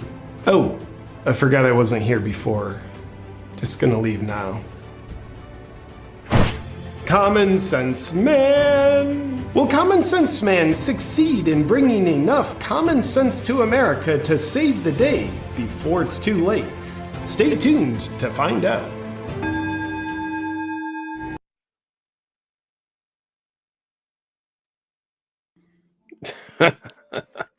Oh man, boy. Here we are. Common Sense Man. Where does JP get these ideas from? you know, I like there's a JP better lot. when he is being a comedian. I'll tell you that. Yeah. There's a lot of times I feel like doing that. Yeah, that's how the older generation will talk. At least they used to think that way. They still do. That's how I got. The baby boomers will be like, "What are you guys doing?" That's that. Trying to be common sense, man. That's how I got kicked out of. That's how I got a lifetime ban from a gaming store. Oh wow! Yeah, local game store owner kicked me out and said, "Don't ever come back." That was after I helped him set up his store and help him move from one location to another. How dare you telling him the truth? You know, Get away from here with this truth of yours. You and your truth aren't welcome in my store. No more. You see, the thing is, we've lost common sense. It exists. Common sense is no longer common, as they say. I think we've come to a place today where things that were once basic understanding, biology, facts, objective reality, we just half-baked intellectuals, right? These people go to school and get degrees and so on, and they come out more stupid than the average guy who've never been in school. Well, see, the way I see things is there's two things that are right now driving everything forward: the movie Idiocracy and 1984, the book by George Orwell. The movie Idiocracy. Mm-hmm. Never heard of that. So I think he was making reference to that. He's done other things in reference to it, but if you actually watch the movie Idiocracy, the people in the guy, like, there's a guy, I don't know if he falls asleep or ends up in a cryo chamber or whatever. Anyway, he ends up in the future, like 30 years in the future, and everybody is just so dumb. Their test to test intelligence is whether or not you can, the children's toy is to whether or not you can fit the right pieces in the right holes. That's and funny. that's how they score you. So he gets like a perfect score, so he's like the smartest human being on the planet. And the president of the United States is a wrestler. This is bad. Yeah, he treats everything as like a giant wrestling event. Yeah, and they use Gatorade for everything. Or sorry, not Gatorade, but a off-brand Gatorade equivalent, because it has electrolytes and everything likes electrolytes. And the world's just like in a barren wasteland. So he's like, if you tried water, just simple water, common sense. Yeah, like, and he ends up, like helping and fixing everything because of where he came from and everything. And it's kind of an interesting movie in premise, and it's like, yeah, it's kind of like where we're at now. Like, I want to check it out. Yeah, I want to check it out. It's really funny. Have you heard of Ted Cruz or Terry Crews? I heard of Terry Crews. Yeah. Yeah, he's the one that plays the president, Hector Camacho. Yeah. Great actor, hilarious. That's funny. So yeah. I'm gonna share a verse here, and then you can get ready for the next thing. Have you ever heard of the old paths in the Bible, in the book of Jeremiah? Let me show you what this is about. Oh, there it is. Let's go to Jeremiah. Guys, listen to this. In a world when people are so crazily confused about the basics reality and stuff, we need some common sense people to just come back and just remind us, like, hey man, this has worked for thousands of years. Let's stop talking like we have some new revelation today. Okay. Stand in the way and see. All right. There it is. 16. All right, there it is. Thus saith the Lord, stand ye in the ways and see, and ask for the old paths. Where is the good way, and walk therein, and you shall find rest for your souls. What they said, listen to what they say. We will not walk therein. Of course, this has to do with Israel, but the message, the principle is very much applicable to them. It was like they were adopting these new ways of me doing things. And God sent a message saying, go back to doing things the old school ways, the old way of thinking. Just adapt, go back to the basics. And he says, if you were to do that, you will find rest for your souls. Go back to accepting that marriage between a man and a woman. Go back to that. Go back to accepting that men and women are different. They are not exactly the same. We complement each other. Together we form the image of God. Go back to that instead of all these crazy 24 genders you're talking about. So we live in a culture today that they think they are progressing, but they are really regressing. They think they are advancing, but they are really going backward. Amen. And it's crazy because in the mind that they're like, oh yeah, we're figuring out all these new things. But it's like, no, you're not figuring out any new things. You're just confused. We are just confused, and we're making no sense. And if you want to know how confused we are, just go to these different countries out there around the world. Go to Africa, go to Iran, go to a different country. They will just tell you like, hey, Americans are crazy. And it's true. And this is part of the plan. The enemies of America wants us to be this confused. And when I watched that video by, what's that guy named Yuri Bezmenov, the KGB defector. Yes, there you go. Is that demoralization effect? That's what's happening. We've been demoralized, and it happens. Schools. Prime example. Look at TikTok. I mean, you look at what we have here in America versus what they have in the sea country. Here in America, pretty much it's all gay, lesbian, cuckoo crap, and garbage, and teenagers shaking their butts on camera, versus the sea country, who's all about science and education on theirs. Yeah. This is what they worry about: how to make the country a better place. Two very different apps, owned by the same company, of course, with two different goals in mind. And it all filters through China. That a mess. So just saying. All right, what you got for us now?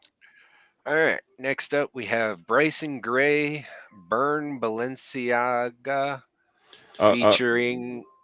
Before we go into that, this is where this is coming from. By the way, guys, let me share my screen with you once again. You heard about the Balenciaga clothing line thing? I have no idea about it. Okay, this one's a new one on me. You will. Well, let me. Are you able to see my screen? Well, in a minute.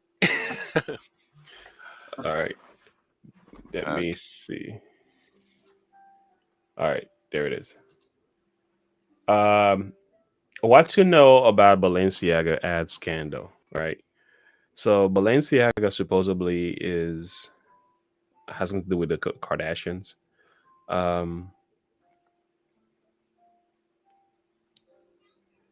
Yeah, there it is. So on Twitter, it says the brand Balenciaga just did a interesting photo shoot for the new product recently, which included a very purposely poorly hidden court document about virtual child porn.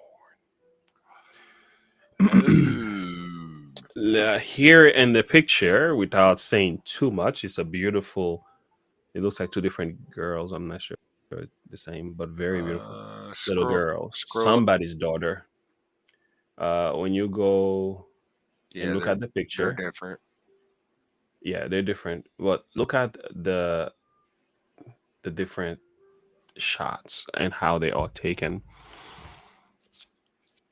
Clothing line for children, but what you see is sex symbols. Well, I was gonna say, why do the dolls look like they're in Yeah, you get the point. certain attire? That's kind of where the outcry is. It says, we would like to address the controversy surrounding our recent ad campaign. We strongly condemn child abuse.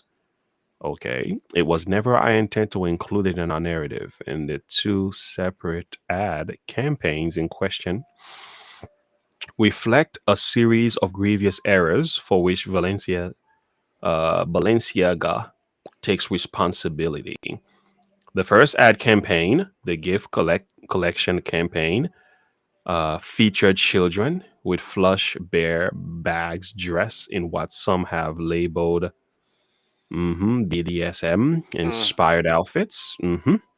Our plush bear bags in the gift collection should not have been featured with children. Somebody made a huge mistake, I guess. Yeah, you This think? was a wrong choice by Balenciaga, combined with our failure in addressing and validating images. The responsibility for this lies with Balenciaga alone. Okay.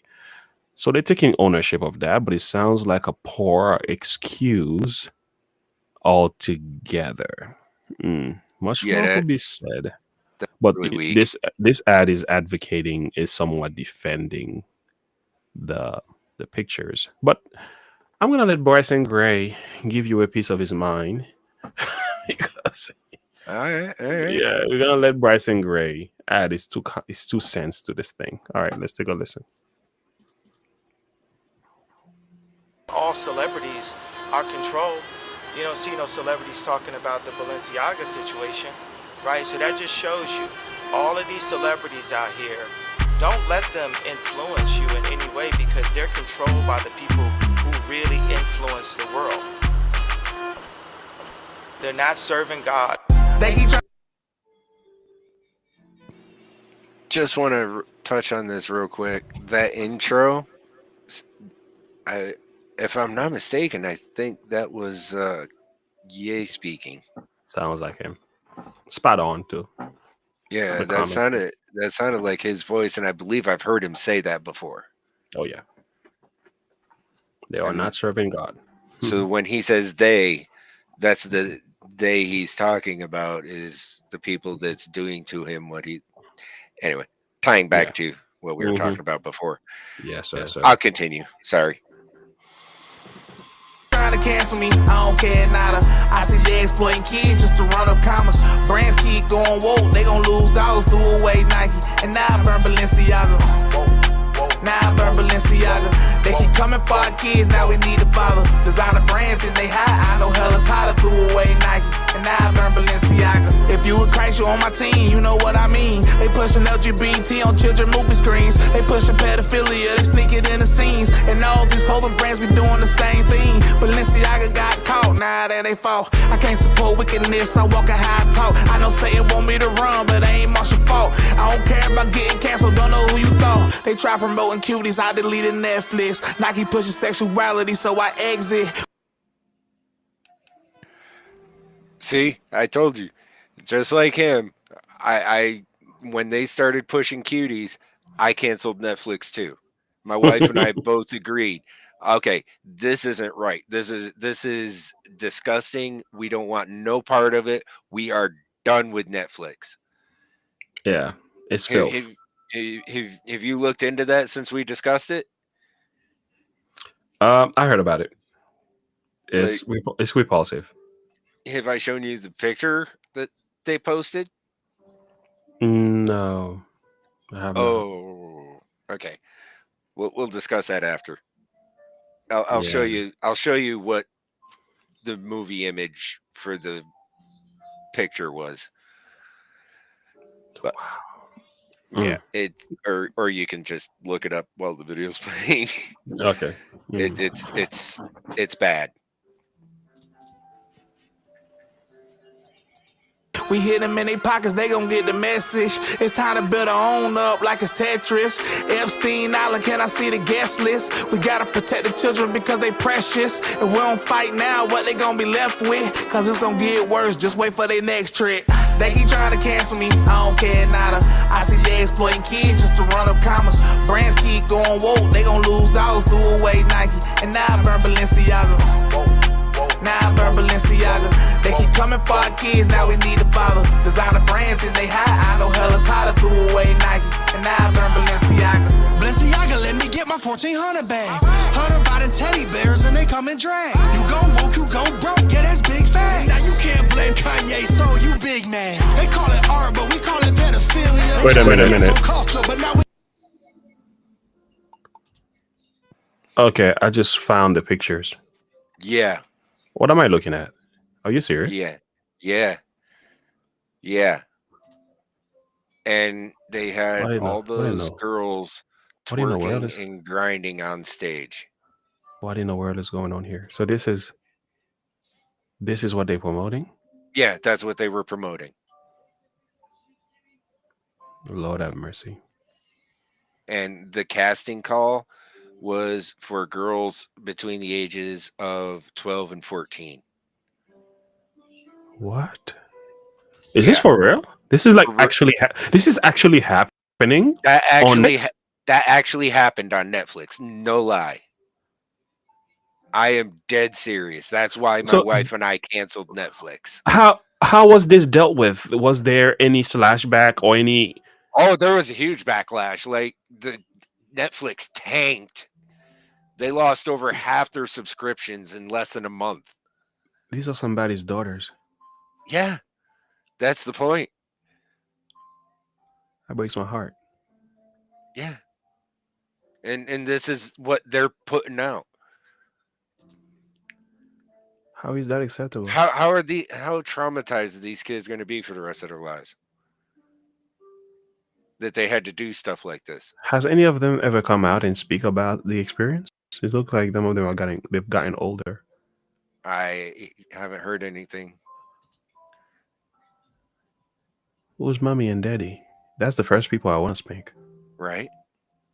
Anyway. Yeah, that and that a mess. That was an actual thing. And they go into a whole there's a whole nother mess of that they get into about, little girls doing nasty things with themselves. In the movie. Yeah. No, I'm not. No joke. That you remember when we were? I think we've had that talk with my wife. We were talking about the slippery slope. Mm-hmm. Minor attracted persons. Mm-hmm.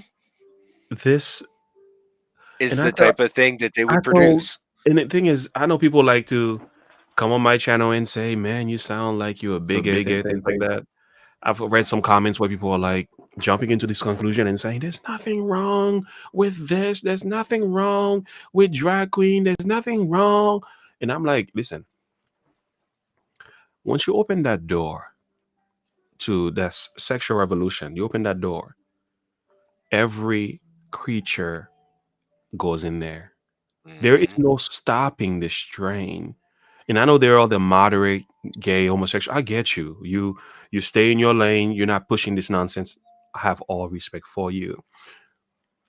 But there is a power behind some of this stuff. Is demonic. And one thing I've found in scripture as well, and I can share the text a little later. Wherever you see sexuality, there's always violence and crime connected to it.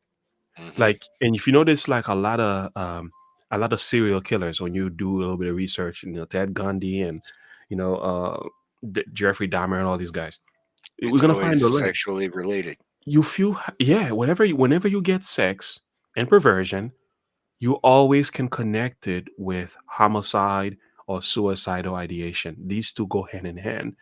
Um, so when you're looking at some of this stuff happening in our culture, and you're like, yo, all this mass shooting and everything, all you have to do is trace it back to the sexual revolution. Because through sex, you actually demoralize not only a person's character. The Bible says, he that committeth fornication sinneth against his own body. So once you do it to yourself, you're not afraid to do to anybody else. And it devalues the person. Whenever you devalue another person, the door is open for anything, because it becomes an object rather than a human being. It becomes an object to pass on to fulfill your passion. And then once the passion is fulfilled and he needs more, that gratification is never enough, you take it to the extreme. This is when the violent stuff comes in there. So what these people don't realize they're doing, they are setting up children for serious failures here. Not just these kids. We're talking about the men who are watching this show. That passion get hyped, and they go beyond just wanting to be with these younger individuals. They go as far as killing, and that's the extreme side of this thing. And I'm like, I can smell it. I'm like, yo, I can see this. This is deadly.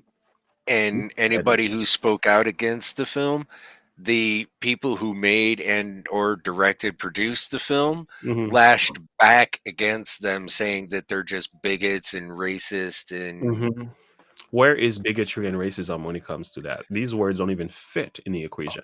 Homophobes or whatever else. Where's the homophobe at? They don't have. I'm sure they don't have a word for people who have an issue with minor attracted person. I'm pretty sure they're gonna come up with something eventually for us. The trajectory seems like they're heading that direction already. Maps. So. Yeah, that's what they call a map. Okay. Yeah.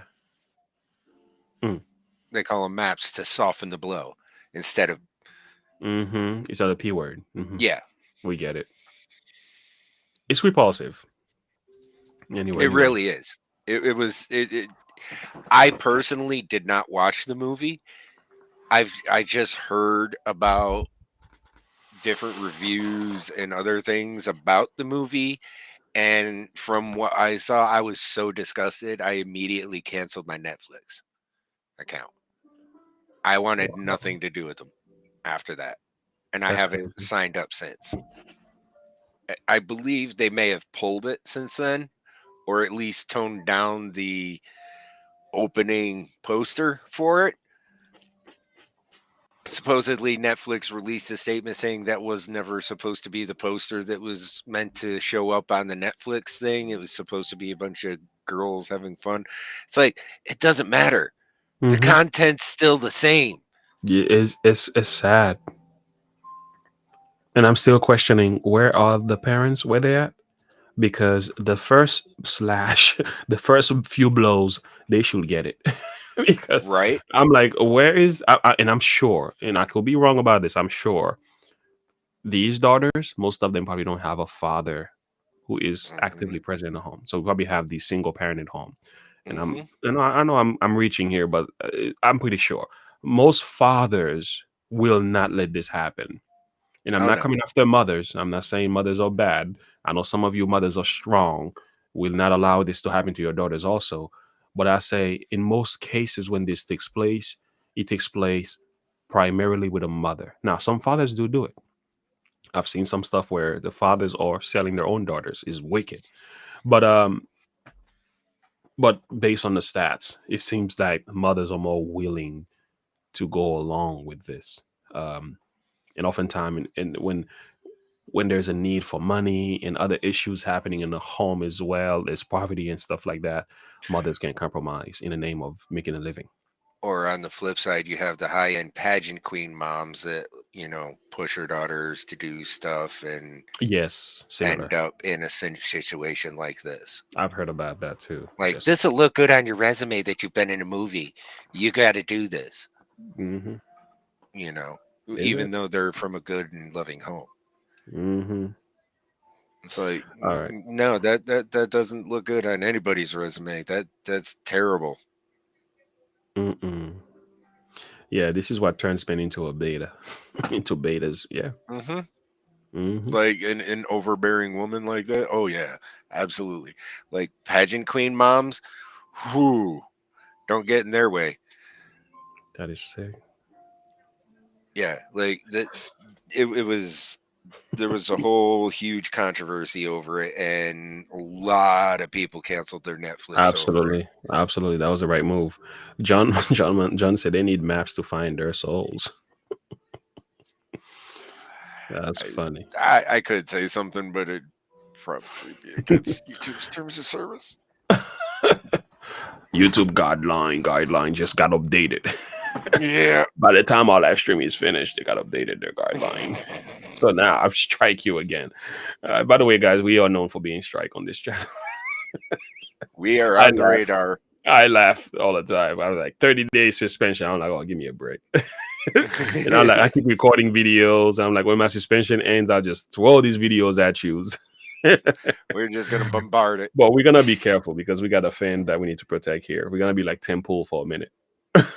So we're just playing milk toast for now. Yeah, we're playing Temple. All right, let's go.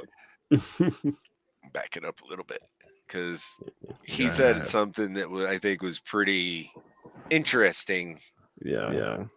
And they come and drag. You go woke, you go broke, yeah, that's big facts. Now you can't blame Kanye, so you big man. They call it art, but we call it pedophilia. They try to cancel culture, but now we got them fearing us. Supreme Court documents about CP, and not a word from the White House or sleeping. Joe, you know you as a fan. Kyrie just got banned. It's all part of the plan. Are you woke?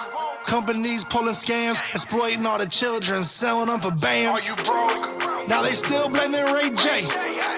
But me, I'm blaming Kim K. I pray to God every day when I wake up. Every undercover pedo, they gon' have to face us.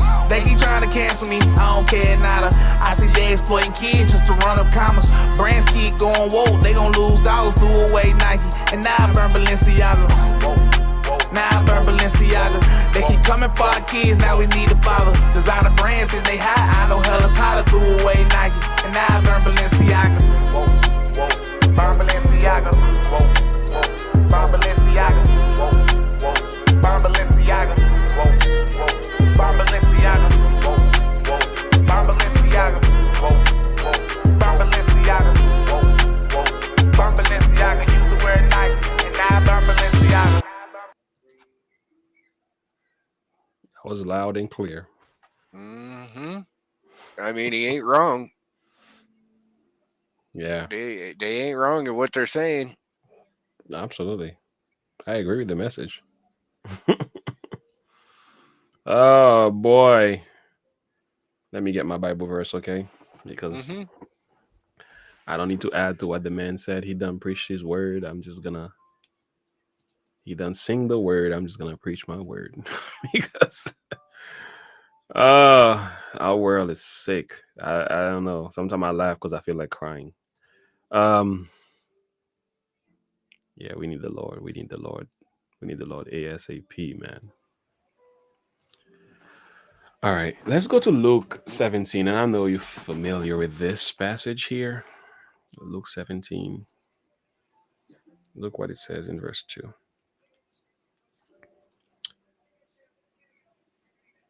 It says, Jesus is talking to his disciples, and he said, it is impossible that offenses will come, but one to him through whom the offense come, through whom they come. Particularly, I want to make it clear, this verse here is dealing with innocent individuals. So it's not just children. He's dealing with newborn in the faith, and you can include kids in that as well. It says, it were better for him that a millstone were hung about his neck and cast into the sea, that he should offend one of these little ones. And the point is, Jesus takes into consideration how you treat people who are innocent in their thinking, young-minded Christians, and also little children. I'll be very careful with these people. If I were these people, I will be extra careful. But I think the danger with some of this stuff is they think they can. One thing, the issue that a lot of people have is that they think God is not paying attention, and they think, oh, I'm doing what I'm doing. Nobody gonna stop me. Let me show you something. Because this is Ecclesiastes 8 verse 11. Because sentence against an evil work is not executed speedily. Let me give you a different version so that you can see the value of this verse. All right, let's do an amplified version. Because the sentence against an evil act is not executed quickly, the hearts of the sons of men are fully set to do evil. You get that? So God doesn't always strike us down as soon as we do something wrong. And God, in his patience and mercy, gives men a second chance. But what they fail to realize, God will deal with the wickedness of the wicked. And those who think I can abuse children all I want and do whatever I want and get away with it, I say to you, think again. Here. There it is. Romans 12:19 says, Beloved, never avenge yourselves, but leave the way open for God's wrath, for his judicial righteousness. For it is written in scripture, vengeance is mine. I will repay, says the Lord. I love it. I'm going to let God repay. We're going to protest. We're going to raise our voice. But we're going to let God take care of business because he will. Some of these people, they will pass off the scene. You're like, yo, where is so-and-so? Dead. Where is that? Gone. That's the thing they don't realize is that you may do your wicked deeds and get away with it, but it's not going to be forever. And again, there is a judgment to come. And I'm so glad that when God gets things done, it's not only done well, it's well done. And I'm just sitting there waiting and watching because I'm like, look at the wicked, thinking that you doing this kind of wickedness and thinking that you're going to get away with it forever. Like, are you crazy? But some of us, we can only learn the hard way. You know, it's when the fires start cooking us from beneath. That's when we realize how serious God is. And I think sometimes that's what it takes for some of us to realize we're supposed to be doing this stuff to the children.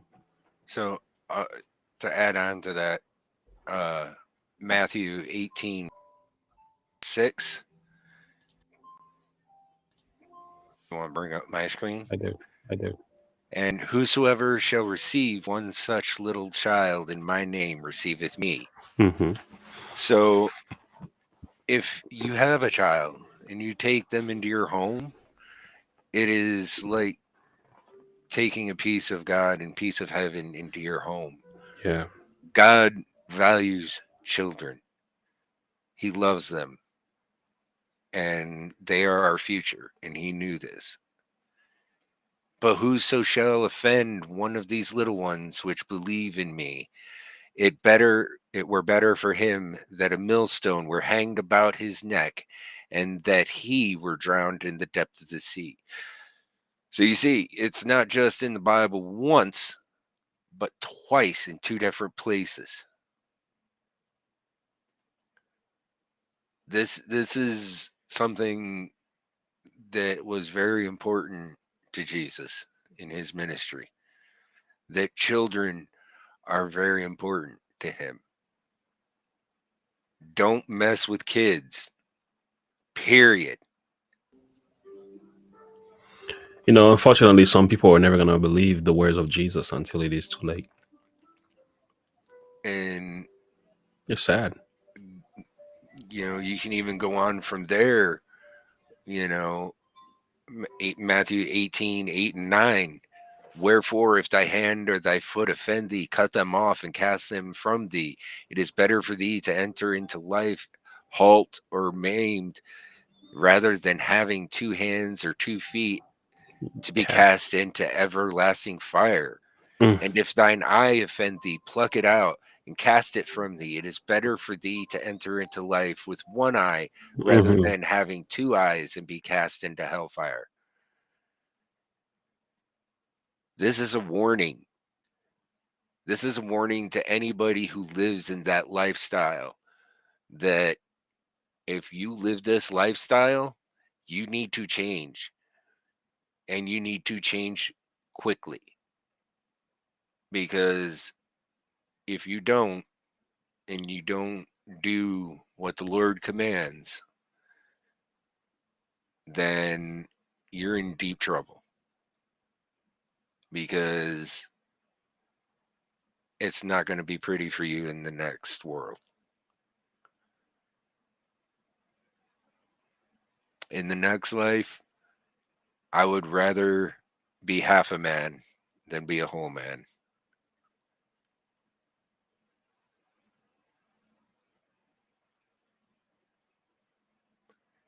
And anybody who watches stuff like Cuties or any other thing of that nature, or has anything to do with these,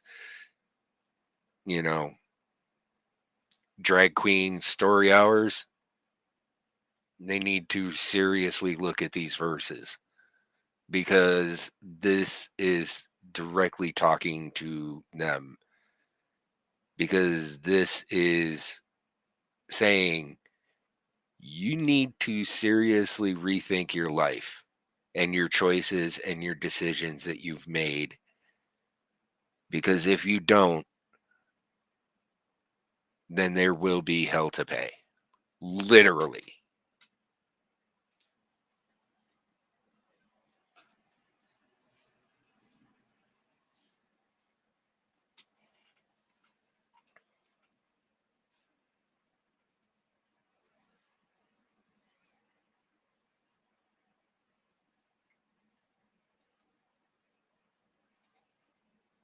So yeah.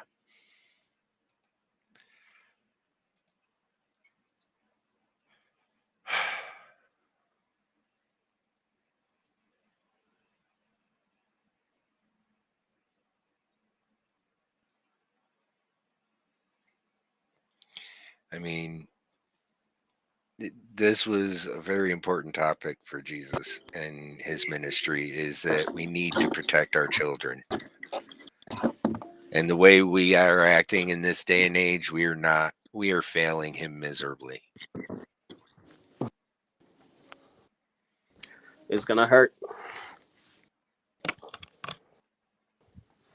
Can you hear me okay? Yeah. Darth Vader. Yeah. All right. I got you. Yeah, you can go ahead with the next one.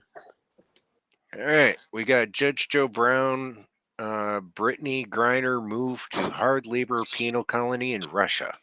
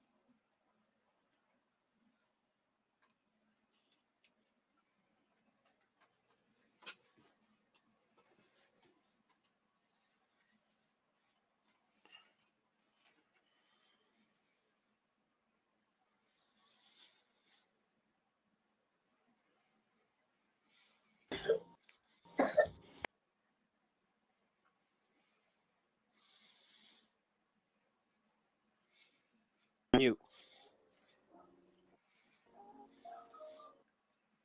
Can you hear me? Mm-hmm. Yeah, let's restart this video. I had it on mute. Sorry. No problem.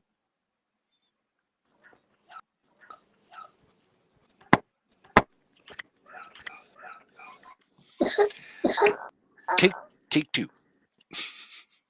Welcome to a live stream. Ready? Brittany Griner, real quick before we go. WNBA star Brittany Griner transferred to a Russian forced labor camp.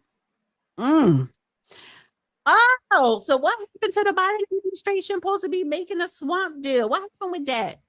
They don't even talk about Brittany Griner no more. Let me say something about this whole case that offends me and the American approach to it. This woman was in another country. She should have respected their laws. You don't bring cannabis oil through checkpoints at somebody else's airport, not as they tried to put it out initially as one e-cigarette worth, but several canisters. That's a no-no. Next thing is, as a former criminal court judge, a retired judge, this bothers me that there is a presumption that somebody can fix a case for you so you do not get treated like everybody else.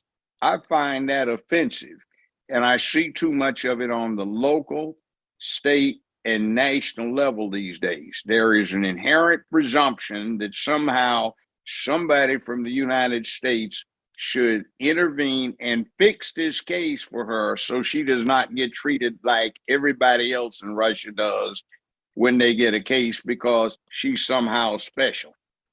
Right. Yeah. And where is the LGBTQAI community protesting this in our media? Where is the Biden administration? What happened to that swap? So, I'm just like, listen.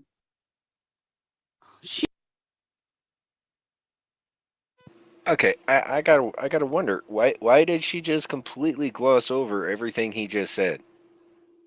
Like it was like she was completely uninterested in anything Joe Brown just had to say. It's like, what happened there? Yeah, good observation.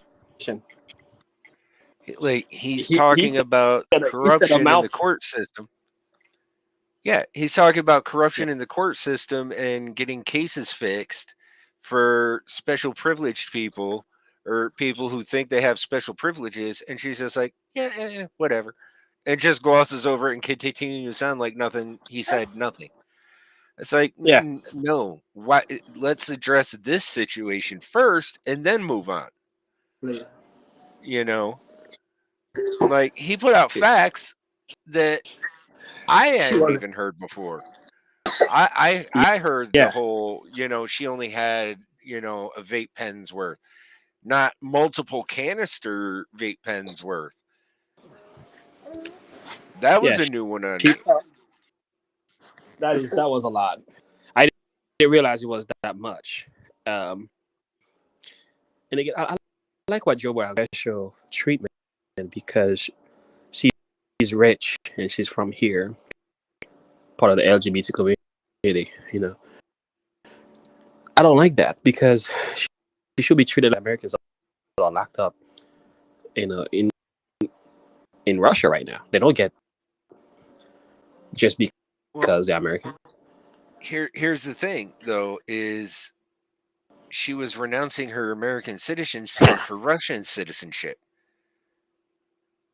Yeah, but that was her whole thing. She went there to make more money. Yeah. Money. And I'm not trying to criticize her. I understand. I don't think she deserves of a treatment coming from an American perspective. But this is Russian law we're talking about here. Too different from. Well, I mean, if you're going to move to another country, you got to know the laws of the land and follow those laws. At least you should try to understand what those laws are. Yeah, and yeah. For me, it's like we have soldiers behind bars in Russia. Mm-hmm. We should be advocating for their freedom. Some of them were fighting for the country. I'm not sure, not every case, of course, but they don't get any special treatment. No. Some of them are stuck. Some of them weren't even fighting for the country. They were just, driving through. Some of them were on vacation when the whole other thing broke out. And they got locked up. And they got... It's like, okay, what about them? Why aren't they being negotiated for? They're completely innocent in any wrongdoing. Yeah, and the question will be like, what makes you so special? To see her free. I would like to see her free. I think what's happening in... No, I personally think doesn't... she committed a crime according to their laws where she was going to live. Yeah. So she deserves to do the time. Crime that she committed, is it being enhanced in any way as a result of the issues we have with Russia? Is she being used as a political stunt in some way? Or by us? Yeah, by us. Kind of thing. I'm wondering. I just don't know. Courtroom, so I don't know. What I'm just saying is it seems like this is a bad time also for her. And the other question is, if Trump was president, will this have been the same case? It's highly possible that she probably would be free by now. Highly possible that Trump would have just washed his hands of her in the first place. Yeah, that's because she was one of these ones that was protesting the national anthem and basically renouncing her American citizenship to go play for the Russian basketball team. I got it. So is my mic still cutting out, everyone? Yeah, it's cutting in and out quite a bit. Yeah, I'm on my phone, that's why. Yeah. Let me get to the computer.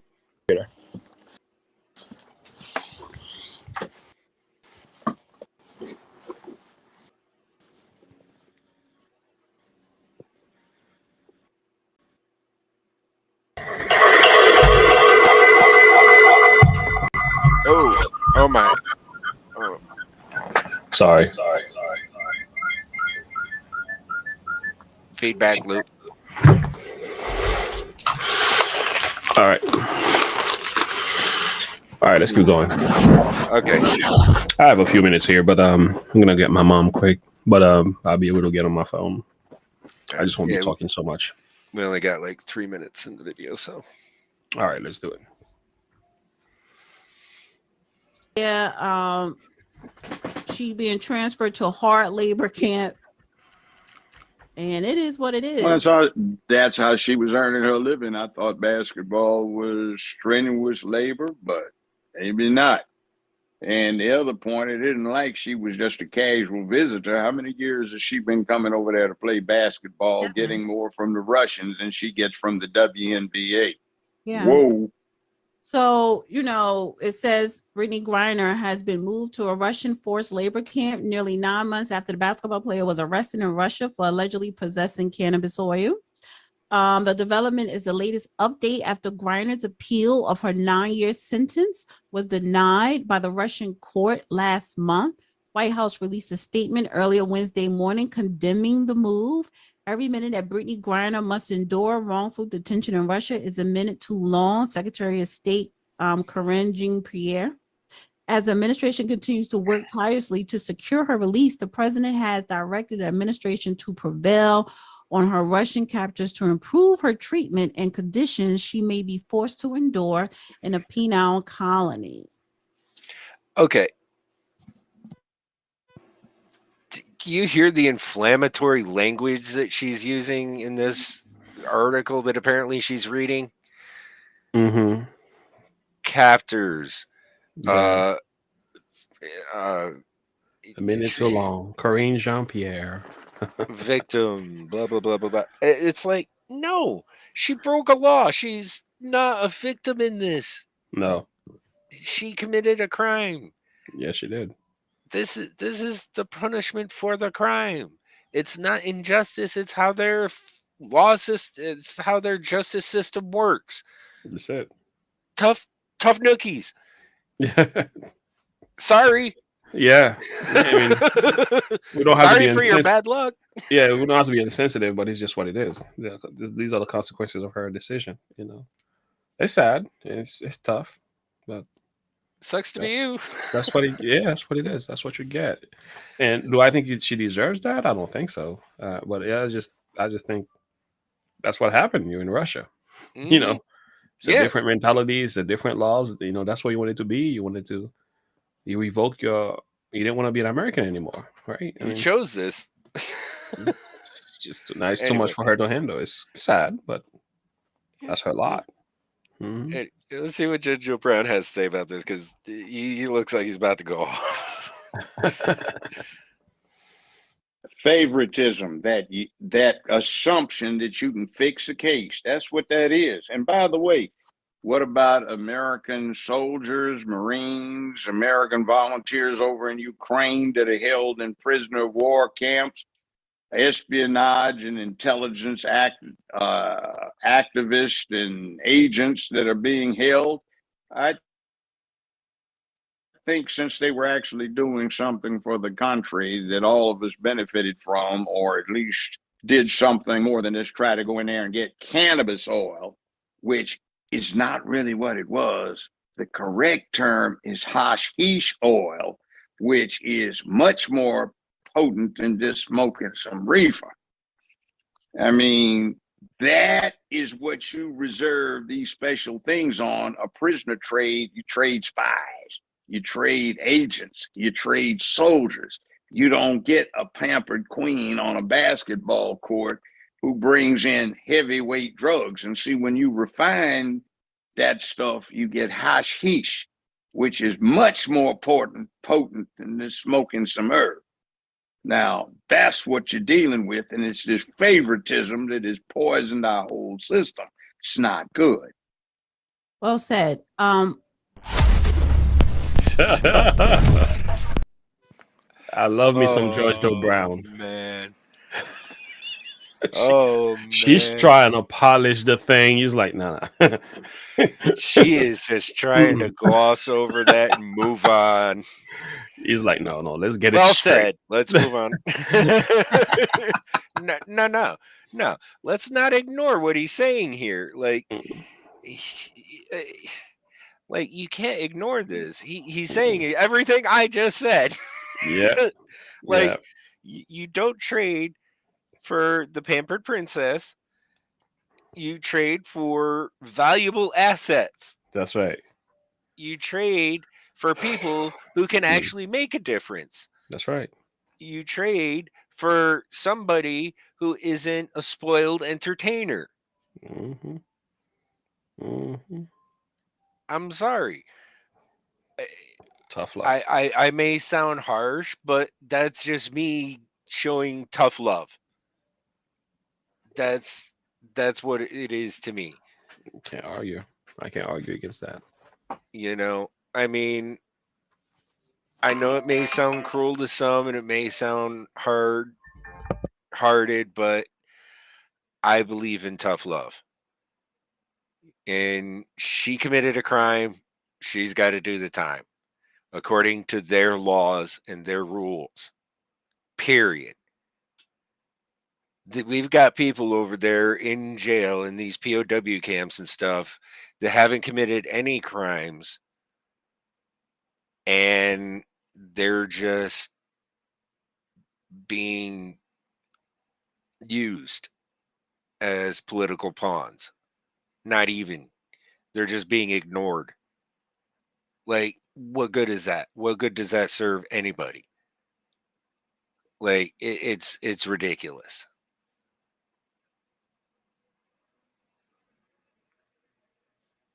So yeah, I think that, you know, and he's saying that she had even hashish just being more potent. Yeah, whew.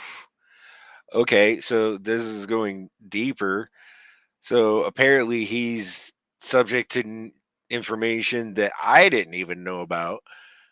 Like, and I believe him, like he's probably privy to a lot of information that a lot of the public isn't aware of. So I have no doubt that he's actually telling the truth. Yes, he is. Thing is, Judge Joe Brown is one of those most realist person I've ever listened to. He has a video about Donald Trump. What he said about Donald Trump, I need to do that because that's gotta be. I'm probably gonna put that on my list for tomorrow. Oh well, please, I'd love to sit in on that with you. Oh yeah, yeah. Well, we can go through this together. Yeah, we can go through it together. Yeah. So it's just he just tells it like it is. He's not sugarcoating the whole thing. And some people look at that and say, "You're not being compassionate and loving." I think I'm like, yo, this culture today, man, is in our so-called being compassionate and loving, and it's not even true compassion. It's self-pity. It's false. It's virtue. They call it virtue signaling. Like you're not addressing problem for what they are. It's like in our so-called trying to be nice, we allow evil to foster and make babies, and now we can't constrain anything. It's And like play no, into the victimhood mentality. it's not good. And that's why we got all this stuff. We have drag queen dancing to our children today. Why? Because we're trying to be compassionate to a particular group of people. Now, they came in and bought the kitchen in the entire. I mean, bought the sink in the entire kitchen. But you can't It's crazy. preach on the street. Oh no, you're not supposed to do that. That's No. That's not allowed. We can't have compassion for that. Mm-hmm. I mean, the compassion can only go so far. Yeah. I'm gonna have to share a tough message here for another tough message. Oh, okay. Yeah, I'm gonna share another tough message. You know it. And this is Bible again. It's no condemnation for Brittany. I would like to see Brittany come home, and hopefully she will come back and love her country and realize that she had it better here. We might not be the best, but we are not the worst. We're not gonna treat you like that. You'll be free. I'm pretty sure she will be free the next day if this had happened here. If not the same day. Oh yeah. Especially in some states. She wouldn't even make the news. Yeah, this wouldn't have even been a thing. Because we have love and compassion for people. Okay. Now, do not be deceived. God is not mocked. Okay. In other words, God will not allow himself to be ridiculed nor treated with contempt, nor allow his prospects to be scornfully set aside. In this Bible, the Amplified Bible goes a little bit extra in definition. So, for whatever a man sows, this and this only is what he will reap. For the one who sows to his flesh, sinful capacity, his worldliness, his disgraceful impulses, will reap from the flesh ruin and destruction. But the one who sows to the Spirit will from the Spirit reap life, eternal life. I'm not used to this version, obviously. The point is simple, guys. There are consequences to our actions. That's all I'm saying. Brittany Geiner, there are consequences to your actions. It's just what it is. And the same is true for all of us. I hope and pray that the best will happen. The best thing I can pray for is conversion. I pray for conversion. There are some people is only behind bars they're ever gonna meet Jesus. They're ever gonna convert. They're ever gonna cry, Lord, save me. So that's why I don't quickly get into that emotional frenzy. Get on top of that soul train of please free Brittany. I don't quickly go for that because maybe that's what she needs right now. I'm telling you that we had a stepson. The best thing that ever happened to him was he got himself in trouble. And when that happened, he grew up overnight. But before we were talking and preaching, didn't really work out very well. But as soon as he was in trouble with the law, he got it. Sometimes it's just what has to happen. Some of us, like we all like the prodigal son mentality. You live at your father's house, but you're ungrateful. And then you pack up your stuff and leave. You go out there and you find yourself money run out, I'm in trouble, and I'm eating the pig's food, and then you're like, oh snap, what am I doing here? Let me go back to my father's house. And sometimes it is in those mess that you are in that these are the things that either make you or break you. Mm-hmm. And I don't quickly say, remove the person from there, get them free. No, sometimes they need that. They need that for their own personhood. Sometimes God meets you in your darkest hours, and I do not want to intervene in what God might be doing in her life at this moment. So I'm just sitting here. I'm going to be praying for conversion and also praying for her freedom, but I'm also going to respect the laws of, the Russians as well, because they have their government that needs to be respected. Simple as that. And to add on to that, sometimes you hear about a situation and you need to take a step back and Mhm. wait a day or two, because the information you're given right up front may Mhm. not be the entire scenario. You may I not didn't get hear all it. the Yeah, information right up front. good point. I didn't hear all the extras about the drugs that I You just found know, out.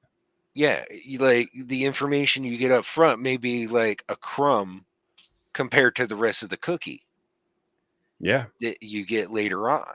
Yeah. So, you get the initial information on day one, Mhm. but you give it a day, 2 Mhm. days, maybe even a week Mhm. later until you get more information about the situation. Mhm. More research has been done into the situation, Mhm. and then more about what you're speaking on, Mhm. and then you can have the confidence to say, okay, this is what the situation is, this is how it is, and this Mhm. is how it went down, this Mhm. is what it is in reality. There we go. There we go. Yeah, that's why John McCarter, when it comes to those experiences, I like what you just said here, Darth Vader. You gotta go. You have to do your homework. You have to understand the entire story before you jump into a conclusion. You know, And I think that's what a lot of society is missing today, is they jump in with their emotions and react at a knee-jerk reaction with their emotions, and not actually stop to think things through and wait for the full story to come out. yeah. John McCarter is on fire in the chat room. He says crying about drug dealers, ignoring child abusers. Facts. That's just Facts, my facts. man. Don't care Facts. about your feelings. He said he does sound like the real John McCarter, the pastor. John Really? McCarter. You know that guy. I've You not heard heard about it. John McCarter, Grace No. to You or something? Church. Oh, you need to listen to John McCarter. He holds no punches. He speaks about all the sins of the culture. He calls America to repentance. I mean, he doesn't play. He's so tough with it that even YouTube censor his channel for you know you're doing something right when YouTube goes after you. Oh, hey. Then I guess we're doing something right here on Look and Live. Yeah, John McCarter went. I mean, even he was preaching one time about marriage and how women should submit to their husbands. And he talks about Oh. husband love their wives too, but when he spoke about women submit to their husband as unto the Lord, Mhm. he said a number of people got up from the back pews and left. And I'm like, I'm sorry, it's in the Bible. It's in But the Bible. but there's What an do you also, want? also husband got to love their wives, As God as so loved the Christ. church. Yeah, that means, in other words, I must be willing to die for my wife. That's the level of Mhm. love I'm talking about. In other words, if somebody come to the house to kill my family, I'm guess who I'm goes that first? shield. I go first. You know what I'm I saying? am that So shield and sword yeah, that stands in the way and that's protects right. them. That's right. So when people are talking, submit your submit. Yes, I don't want to submit to no husband. You're gonna be miserable. No wonder why we are in this mess. You got to submit as unto the Lord, and a husband gotta loves their wives. It just works better that way. And people don't realize that that's the dichotomy between men and women. Mm-hmm. Women are meant to provide and give a loving home and supportive, and men are meant to earn and protect. That's right. And provide for the family. That's the dichotomy between the two, and they're meant to complement each other. That's right. Compliment. I like that because somebody said you complete me. No, only God completes us. We complement each other. Okay, that's how we're created to be to one another. It's a beautiful thing, and it's under attack. It's heavily under attack today.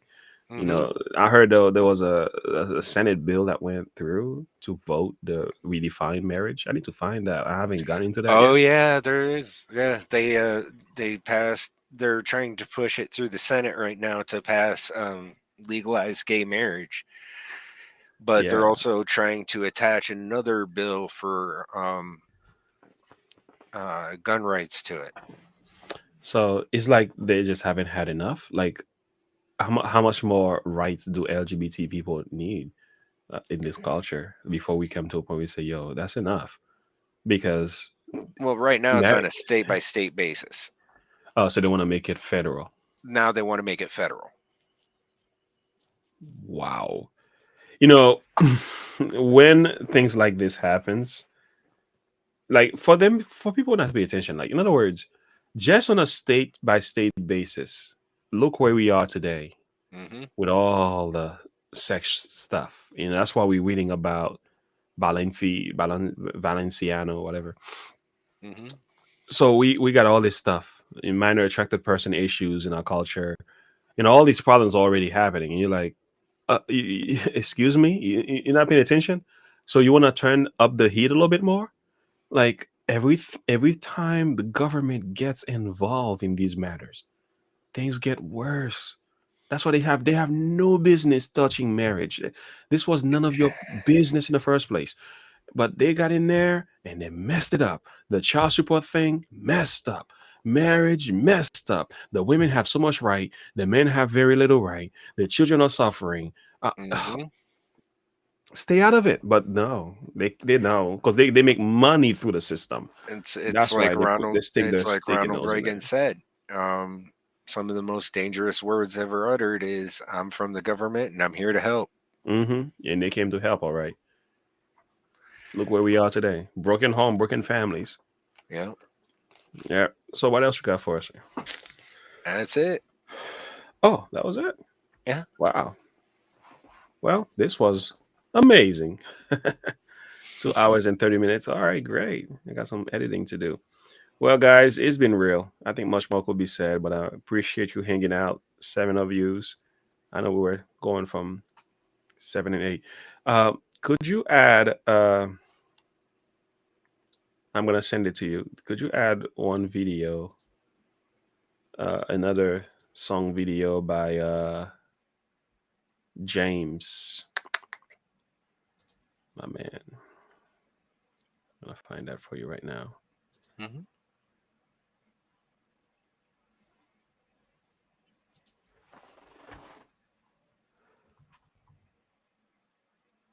Yeah, Tyson James. Yeah.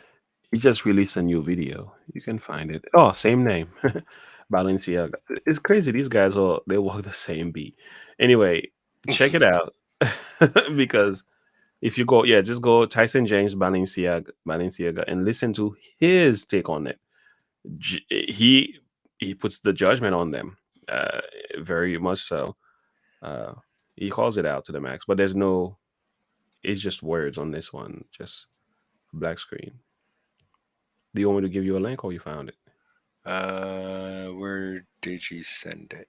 I'm gonna put it in the private for you right now.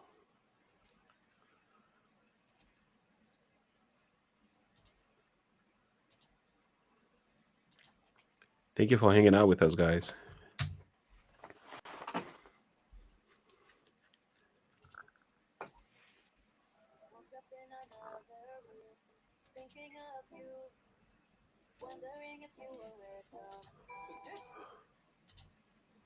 You got it? Yes. And please don't. No, not yet. You don't even show your It's in the private. It's in your private chat. private chat. Mhm. Ah, okay. Got it. Got it.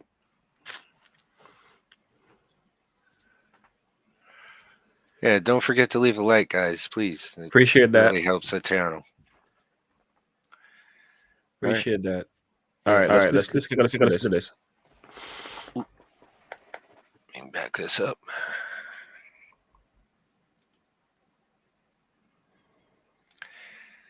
Here we go. So this week, Balenciaga rolled out a new ad campaign on Instagram, and the selling point of the ads was sex with children. One photograph showed a very young girl lying face down on a couch with candles, empty wine glasses, and a dog collar on a coffee table in front of her. Another picture showed the same girl, a toddler, holding a teddy bear dressed in sexual bondage gear. Yeah, it's like every single day I wake up, it gets worse. Seeing kids sexualized makes me want to curse. They hold leather-bound teddy bears, and what's in the purse? Y'all some demons, and it seems it's baby blood that you thirst. Everyone complicit. You on the road to hell, you got a one-way ticket.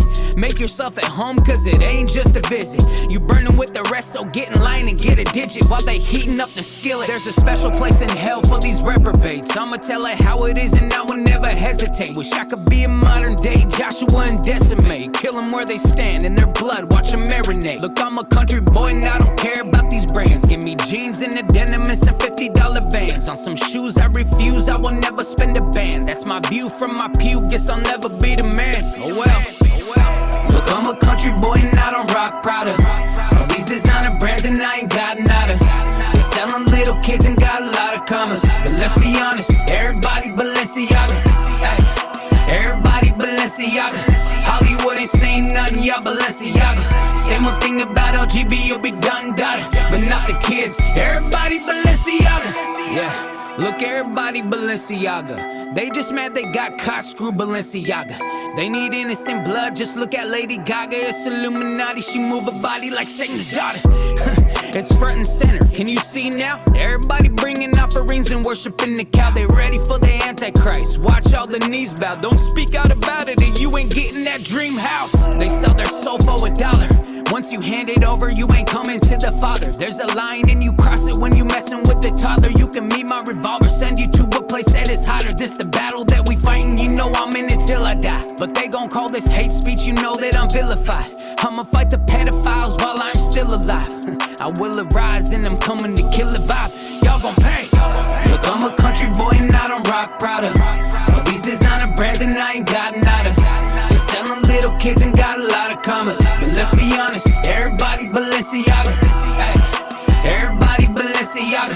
Hollywood ain't saying nothing, y'all Balenciaga. Say one thing about LGB, you'll be done, but not the kids. Everybody Balenciaga. There are politicians running this world right now that one day they'll step down from the kings and the queens and the presidents and the parliamentarians and they'll go to hell one day. Hell is full of kings.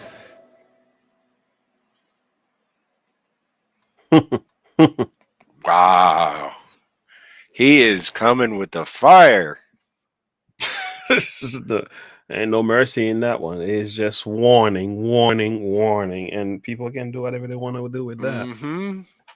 The message was clear to me. It is clear to me too. Like he was not holding back any punches on that one. No. We're talking about children. We're talking about children here. This is not politics, boy. We're all about children over here. This is not a joke. Facts. It's nothing. We're not about that. These are kids we're talking about. They don't deserve that. No, for sure. Oh boy, listen to this, guys. Can I tell you what's wrong with our world today? Here's the problem. It says, "Know you not to whom you yield yourselves servants to obey? His servants you are whom you obey, whether of sin or to death, unto obedience to righteousness." This text here is so powerful. The issue is this: we have people in our culture, and I know the temptation is real for all of us, and I'm including myself. Okay, so the danger is that is the yielding problem. like we're submitting a little bit at a time to lust, passion, and all these things. In other words, little submission at a time has led us to a point now where a music like this from Tyson James had to be written because we've gone so crazy with our lust and passion. There's been no restraint on that. You turn on your TVs and you think this is happening by chance. It's not. You turn on your average music videos, hip hop, you can even add country, R&B. There is like a golden theme in many of them. Not all of them. Many of them is it's all about sex. Sex sells. It's a commodity. Especially pop music. Pop music, top it off, right? So you got that in the music. You got that in Hollywood. You cannot watch almost an Hollywood movie where there isn't a sex scene, right? It's becoming so common today. You can almost expect it. And now you mixing all that stuff up and you go on social media. Here is TikTok sick, as you were saying, comparing to the Chinese version. The American TikTok stuff is all is sick, yo. It's sad. Like I don't even want to open mine. I have one. I'm like, yo, I go in there, I put a video. I had to I disable automatic video played because I'm like, I'm not even watching. I don't even want to watch what else is up here.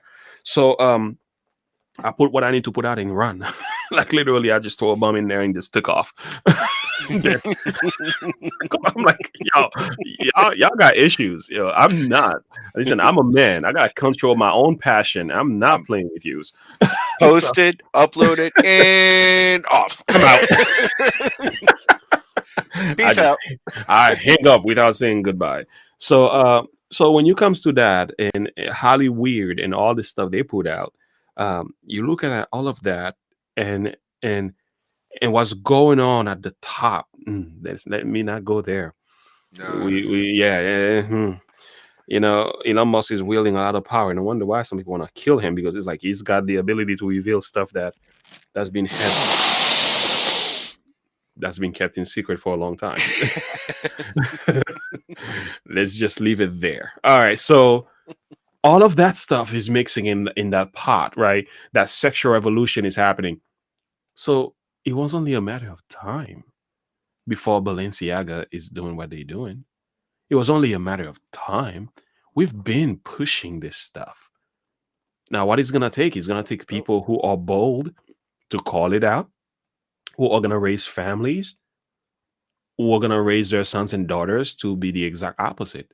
It's going to take the light of the world to shine. That's what's going to happen because the darkness is getting deep. You know, for example, there is a text in Isaiah 62, and this is a good one as well, that addresses the darkness. Well, while you're looking that up, yeah, go ahead. You got something? What kills me is a lot of people are talking about this Balenciaga thing.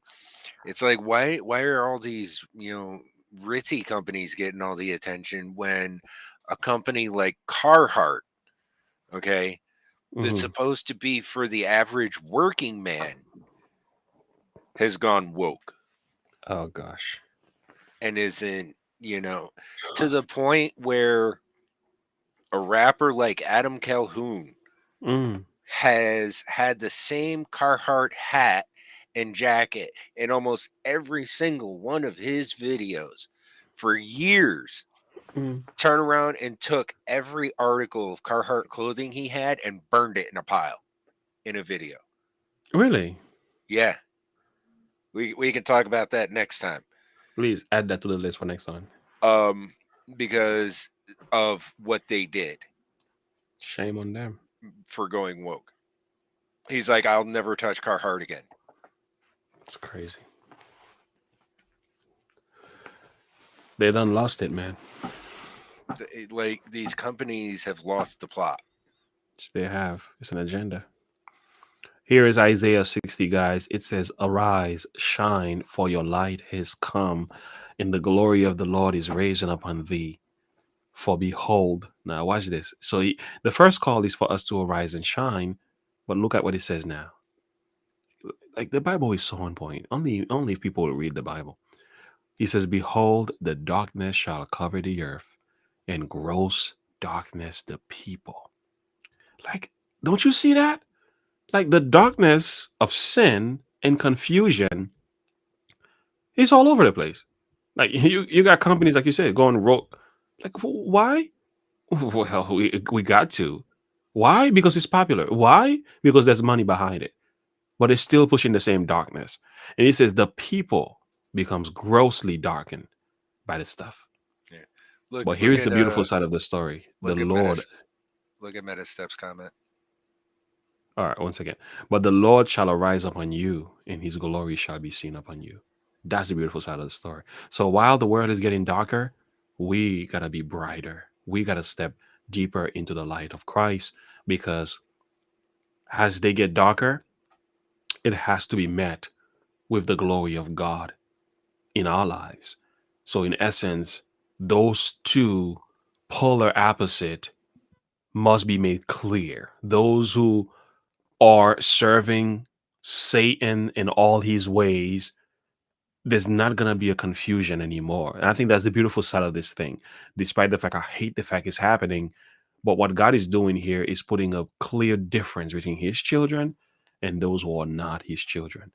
So we're going to see the children of the light, and we're going to see the children of the darkness very clearly being exposed. But the Lord says his light is going to shine upon us, and his glory shall be seen upon us. So praise God for that. Amen. So the comment says what? Metastep's comment. That's why Adam Calhoun was pissed at Carhartt. Oh. Yeah. That's just crazy, man. And you see what's going on in China right now? And that's another video. Mm-hmm. As a whole nother, we'll get onto that when we do the Rumble. It's crazy. Like the Dems give you a message, but then when you go to the Republicans, there's two different messages. Like, yo, they make it seem like we're trying, and government is being over there. I'm like, there's more to the story here. But anyway, guys, we just want to say thank you for hanging out with us tonight. Much more could be said, but I think this was enough. What say you? Did you have a good time listening to us today? Did we talk too much as always? It's what we do. Right. That's what we do. We got some videos to put out. Well, Darth Vader, if you don't mind, would you like to close this up with a word of prayer? And you and I are going to hang out for a little bit after this. For sure. All right. Our Father, who art in heaven, hallowed be thy name. Thy kingdom come, thy will be done on earth as it is in heaven. We come before you this evening asking that you be with the children of this world and protect them and look after them so that they may be under your guidance and your protection. And look after those who look after them so that they may know the right thing to do in your eyes. So that they may be guided by you and by your word, and that you'll keep them on the right path. We also pray that those in the Discord channel who have prayer requests, though I may not know them all specifically, you do. You know their hearts, you know their requests. And we pray that you see to those requests. We bring them and lay them at your feet for you to deal with. Yes. And we pray that you be with Pastor as he does what he does for a living and not very often gets the thanks that pastors deserve. And we wish to thank him for his service and his time that he spends with us here on YouTube, and generally the wise counsel that he gives us. And we ask that you be with all those in chat who may have needs and prayer requests, that you see to those as well. And we ask this all and thank you for the many blessings that you're about to bestow. And this we ask in Jesus' name. Amen. Amen. Ah, thank you for that, man. That was amazing. You're welcome. Yeah, appreciate that. All right. Guys, we got more videos coming your ways, okay? So expect tomorrow we have a number of things scheduled. I have a few things scheduled coming out for you. Like I've said, you can expect 3 videos a day coming from me or more. And we have shorts in between. So something amazing is happening in this channel. And I'm hoping you guys are growing. And thank you so much for the comments. John McCarty, you got the trophy tonight. Your comments were just so on point. And everyone else, of course, I appreciate your inputs. So timely. Darth Vader, once again, thank you. Thank you for bringing that wisdom. I like having you on because you have a side of the story that I don't have. So no, I think I'm more like a student when it comes to like politics and so on, and I'm paying attention. So I have my worldview. Mm-hmm. Well, you have a way of just like you ironed it ass for me, you know. You pressed it down, and I'm like, oh, there we go. I was a little wrinkle when it comes to that. I boil it down and simplify it and smooth it out for you. Thank you, appreciate that. That's exactly why you're here. Part of the reason why, of course. All right, thank you so much for everything, guys. God bless you. All right, until next time, remember. Janice, the link to Rumble should be in the description. Yes, please go on Rumble and actually follow me there. We are working on setting up the live stream. So by Monday, we plan on going live on Rumble. And we're going to talk about, that thing. We're going to talk about that. Lots of spicy things. Yeah, we have a documentary that we're going to go through. And we're going to have to pause. And did you see the documentary that I sent you, Dart? Did you have a chance to? I haven't watched through it yet. No. Oh, my man, you need to because yeah, I do. Yeah, I hope you got. I know you got guts. These are not things these are not things you haven't seen. But what the documentary does for me, he puts it all in perspective. It's almost like, anybody who watched this documentary cannot possibly say there wasn't an agenda behind the scene. It's almost like for you to deny it, that means you're just being unrealistic. We'll discuss it at Rumble. We'll save that for before I get on fire. Yeah. All right, guys. God bless you all. Have a good night. Bye.